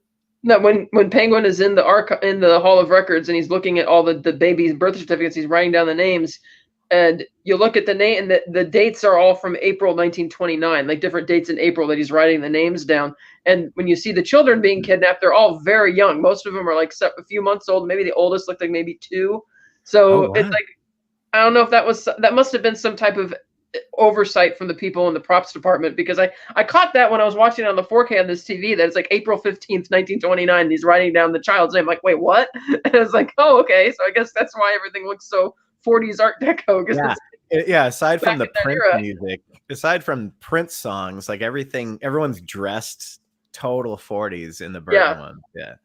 And then they replaced that with just neon gobbledygook for the other ones. Yeah. Daniel's Hot Topic says, I saw a test screen on YouTube of Cillian Murphy as Batman. He was going to be Batman until Christian Bale came around. Cillian Murphy was a much better Batman. I never saw the Cillian Murphy screen test, but I watched the screen test. Yeah, we talked about it, Kat, right? We watched him where he's got the cowl on, but his head's a little too small. Yeah, it's the Val Kilmer one because they hadn't made the new suit yet, and I mean, his Bruce Wayne was okay. I personally couldn't see it. I think he makes a much better Scarecrow than I think Christian Bale is much better as Batman. That's why they kept him around, because too much blowjob. Like, this guy's fucking awesome, so we're gonna use him somehow, Yeah. And then back to Tenet. If Tiger Stripe says, if you've seen Tenet, I can recommend the Cracked video. We remade Tenet for $20, and apparently it is hilarious. And that Cillian Murphy, that's available. The Cillian Murphy screen test is available on YouTube. And the bonus features of Batman Begins. Yeah, you can watch it on YouTube too. Oh, it's one of the thing. What if Cillian Murphy was Batman in the Nolan trilogy, and what if Tom Hiddleston was Thor throughout the Marvel Cinematic Universe? It's a universe where that exists, and we're glad it exists over there. The multiverse. Cam's Crash Courses says Cillian Murphy is very talented. Peaky Blinders cemented him as a serious actor.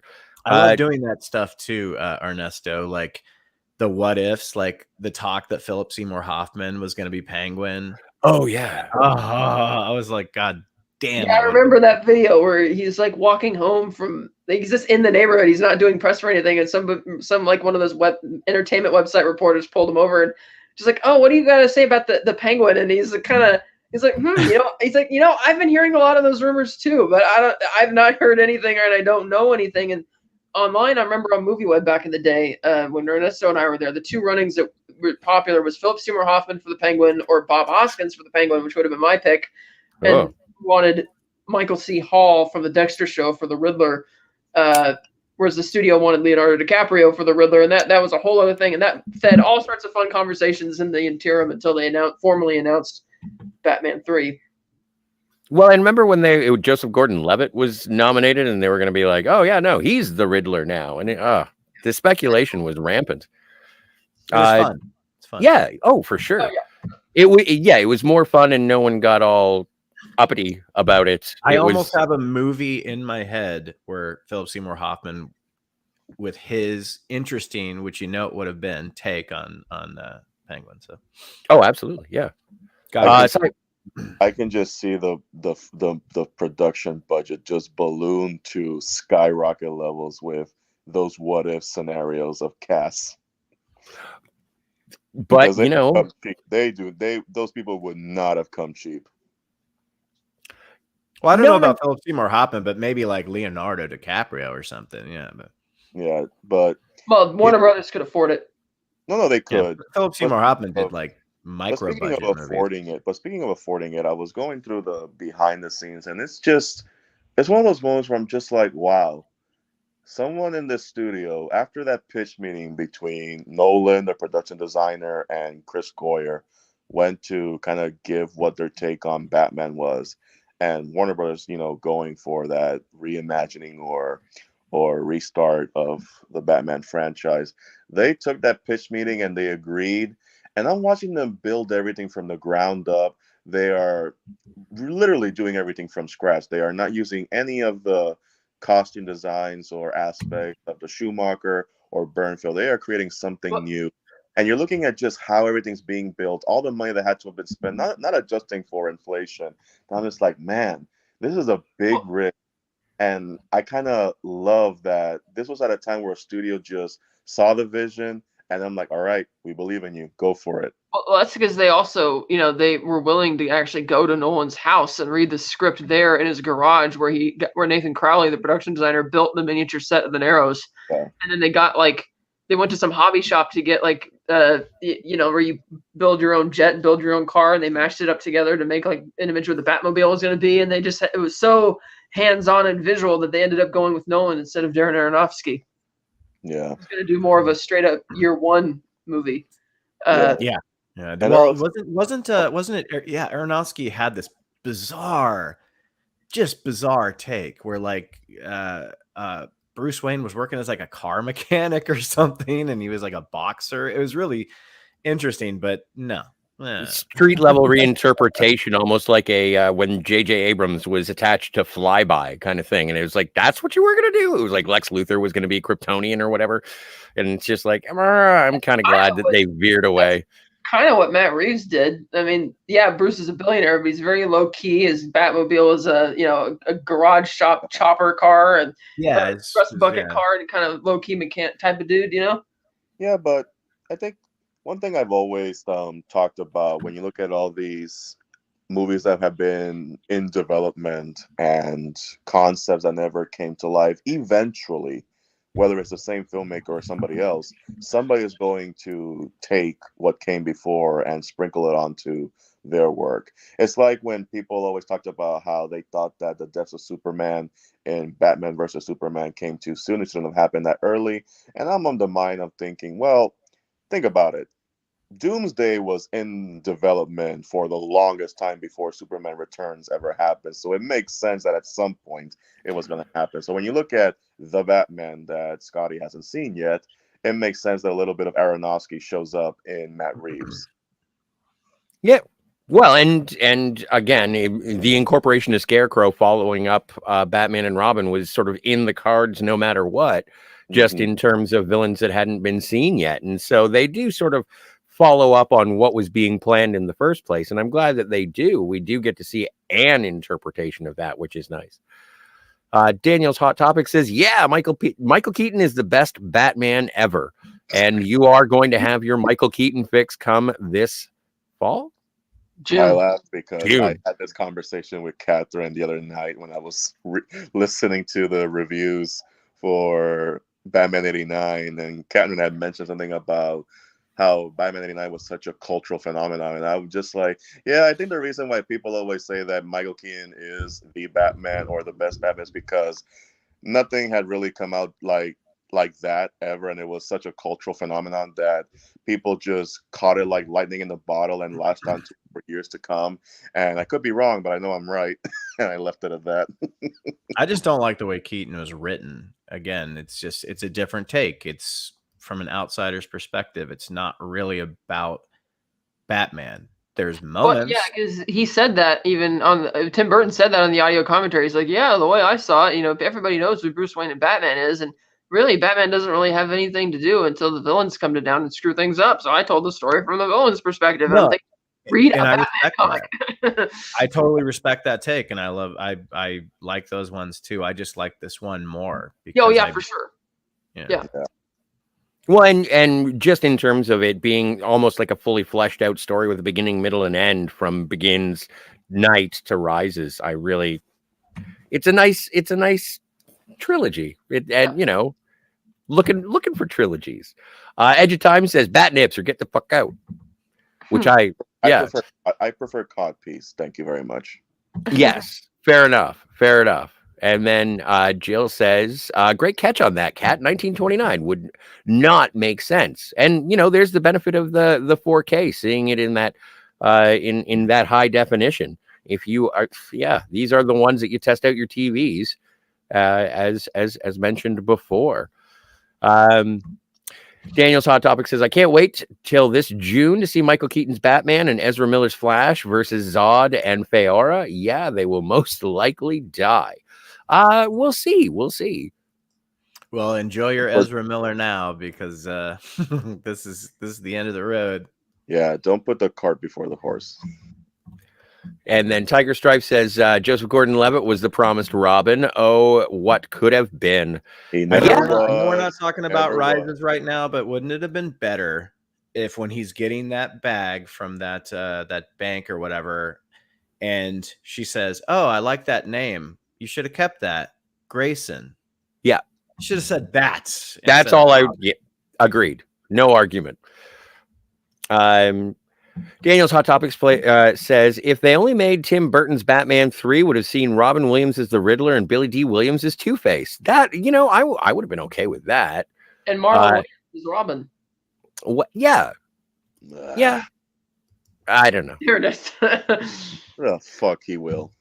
Matt G says, my first Batman movie was Batman Returns.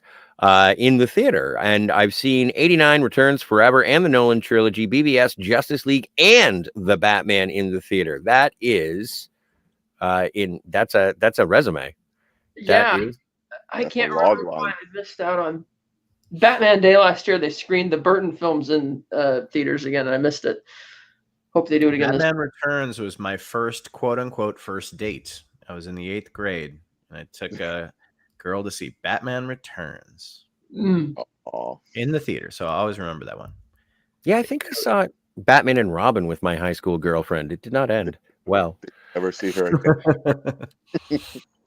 Daniel's Hot Topic says, Scotty, there was a comic in DC where there's a variant of Superman called Superboy Prime who went insane and killed his Justice League and then went across the multiverse and killed other Justice League. Isn't that like the Injustice movies? No. Sounds very joyful. Or Injustice games?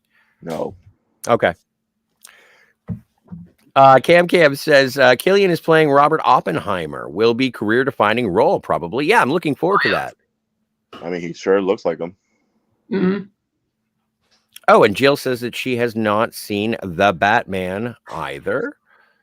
Well, yeah, she told us earlier she hasn't had time to watch any Batman films in a long time. Yeah. And still scrolling. And Matt G says, obviously, Batman and Robin with Clooney is the worst I've seen. Thankfully, did not see that in the theater. I remember that's the first Batman movie I was aware of when it was originally released because there was so much marketing for it and billboards and everything. Yeah. Daniel's Hot Topic says, I bet the Flash will have to do something similar this summer when he finds out that the Burtonverse has no heroes except Batman, so Flash may have to push Zod into the Speed Force, maybe. See, the speculation is fun, and I hope you get what you're looking for. And Matt G continues to say, I saw Batman 89 in the theater in 2017. I saw it back with Spider-Man Homecoming. Huh. Yeah, Well, that that's works. interesting. That's Back- interesting because we may be announcing something Spidey related in the future, but that is so far the end of the chat. While we have this lull, shall we batter? Oh, Yeah, we forgot the ratings. We forgot our ratings. we have to batarang this bad boy. Yes, out of 10 batarangs, and you can go half a batarangs as well. How many batarangs do you give it, Ernesto? 8.5 out of 10 batarangs. Ben? Oh, I give it 10. Scott? 9. I give it 8 batarangs. Lowballing Bale on the first outing as the Bat. I like it. I like his character a lot. I just kind of wanted more. I felt that once the second half of the movie starts, it kind of pivots to being a much more plot related movie. Like the first half is all character and all just him and the proper cross cutting the flashbacks, and it there. And then once the second half starts, it's kind of about, the villain. But plot and the character moments are still there, though. They're just still there, and it also moment. comes down to just my enjoyment of it. I still give it like. I didn't have it. It has great scenes in it, but I still didn't have that great kick. But I give it an 8, which is the same rating I gave Batman Returns, actually. Sounds like we all love it. I don't think that there are any detractors. The funny thing is that rewatching this, because this isn't one that I watch very often, Ben, and it's nice to know that this is your favorite superhero movie, your favorite Batman movie. It's one of my favorite superhero movies, but definitely my favorite Batman movie. Yeah. And it's really like rewatching it just before we jumped on. I was surprised watching it during the tumbler chase and the train derailment and everything that was going on. Like my heart was racing, and I'm not sitting in an optimal situation. I'm just watching the Blu-ray. I'm just watching it off of the TV speakers. Blasphemy, I know. But like I'm watching it and I'm still really getting into it and excited, and I'm looking forward to keeping going on the trilogy. So yeah, I was really rather surprised that I liked it as much as I did upon revisitation, and I'm hoping that Rises does the same thing. Although I feel like this is going to be another one of those. Yeah, almost. I'm going to be edged, if you will. Yeah, come to think of it, I'll give it 8.5. I'll go with Ernesto's on that one. Oh. Let's add a 0.5. For a second there, Scott, I thought you were taking it up the ass when you went. Ugh! No, I just got really excited. Weird that your brain went there. But okay. It's not always about butt stuff, Ernesto. We've had this conversation before. Well, I'm glad you guys let me on for this one because I love this movie, so it's nice. Oh yeah, you can come back next week for sure if you want. For the Dark Knight. For Dark Knight, there's always a chair open for you, man. Matt G says he goes at least 8.6 batarangs. Well, thank you for Price's writing. Why not 8.6.5? That's what I'm going to downgrade and then slowly rise it up. And so, Ben, what do you got going on Cinema Gulp? The stuff we have out right now, we got this lovely video with yourself, me, and Captain Finity on Faulty Towers. It's doing well. I'm happy and pleasantly surprised because it is not something I thought would get us the most clicks of the year so far, but there it is. So Faulty Towers, we do a half-hour binge drinking on that show, all 12 episodes, with Scotty, who's great, with Captain Finity, who's great, and we have if J.J. Abrams fought Thanos out right now, which is not doing great. So check that out on our channel. I am so surprised because I watched that and that was awesome. Just the way that you cut it together. I am always impressed whenever I get to see your editing, man. And so I thought it was fantastic. Listen to Scotty. Ernesto. I try not to, but what can you do? Well, you're in the wrong cave, my friend. The wrong cave. I don't know what you're talking about. Fair enough. What's going on with you, Ernesto? I'm trying to survive. No, just in terms of your on the tubes that are you. Nothing. Everything's in hibernation until I get my affairs in order. Fair enough. Okay. Perfect. And oh wait, no, there was one more that I wanted to put in there. There we are. Oh, and I probably should. We've had such a good turnout today, and I just wanted to make sure that everybody who had arrived got their moments and availabilities. I got Jill's channel in the chat there as well. If you'd like to check out any of her original series Star Trek reviews that she does on Tuesdays. She also talks about other science fiction and science fiction related topics. Sometimes she does UFO. She's done reviews on a bunch of movies, and she is joining us on Thursday nights for the I don't know, taboo, controversial, whatever. Star Trek Picard season 3 reviews have been I'm gonna watch super that. faboo. Oh, and Jill has also she's reviewed all of the Orville with Pop Culture Curator as well, which is awesome. And yeah, I'm going to put Pop Culture because he is very gracious in allowing me review on his channel for the Star Trek the Animated Series, and it's something that I'm going through for the first time, and so it's nice to be able to watch that.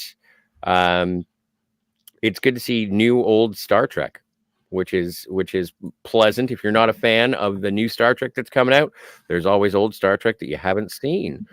So I will put that in the chat. And I think I've got, and Sci-Fi Nation was here as well. And I would be remiss if I didn't promote him as well, because he is always rather pleasant to us at the Phantasmagorium. And so thank you so much, Sci-Fi, for stopping by. Happy to see Cam and everybody who came out today. I'm sure I'm missing some people. And one of the people at the very beginning was on there. The captain was on for a bit, I think, right? Yeah, as soon as you mentioned him for the Faulty Towers review, I dropped his link in the chat, and Spoder was here. I'm not 100% sure of a Tiger Stripe's presence, and if you are, I am absolutely certain. No, that was not a facetious cough. That Tiger was just Stripes, you're very, very kind, and everyone should listen to him. My Michael Caine is okay. It is double plus okay. But I think that does us for the day, right? Sounds good to me. Anybody have any closing thoughts on this? I love it. I love this movie. This trilogy's great, but it started out with a bang, and just like, it's hard to do this these days, but like being able to be something that wasn't a huge success in the theaters but grew such a huge fan base. You know, they say that the sequel's money that it makes is only as good as the movie before it. And that's what brings people in. Yes, you had Heath Ledger bringing people in, but people came to see The Dark Knight because of this movie. I can agree.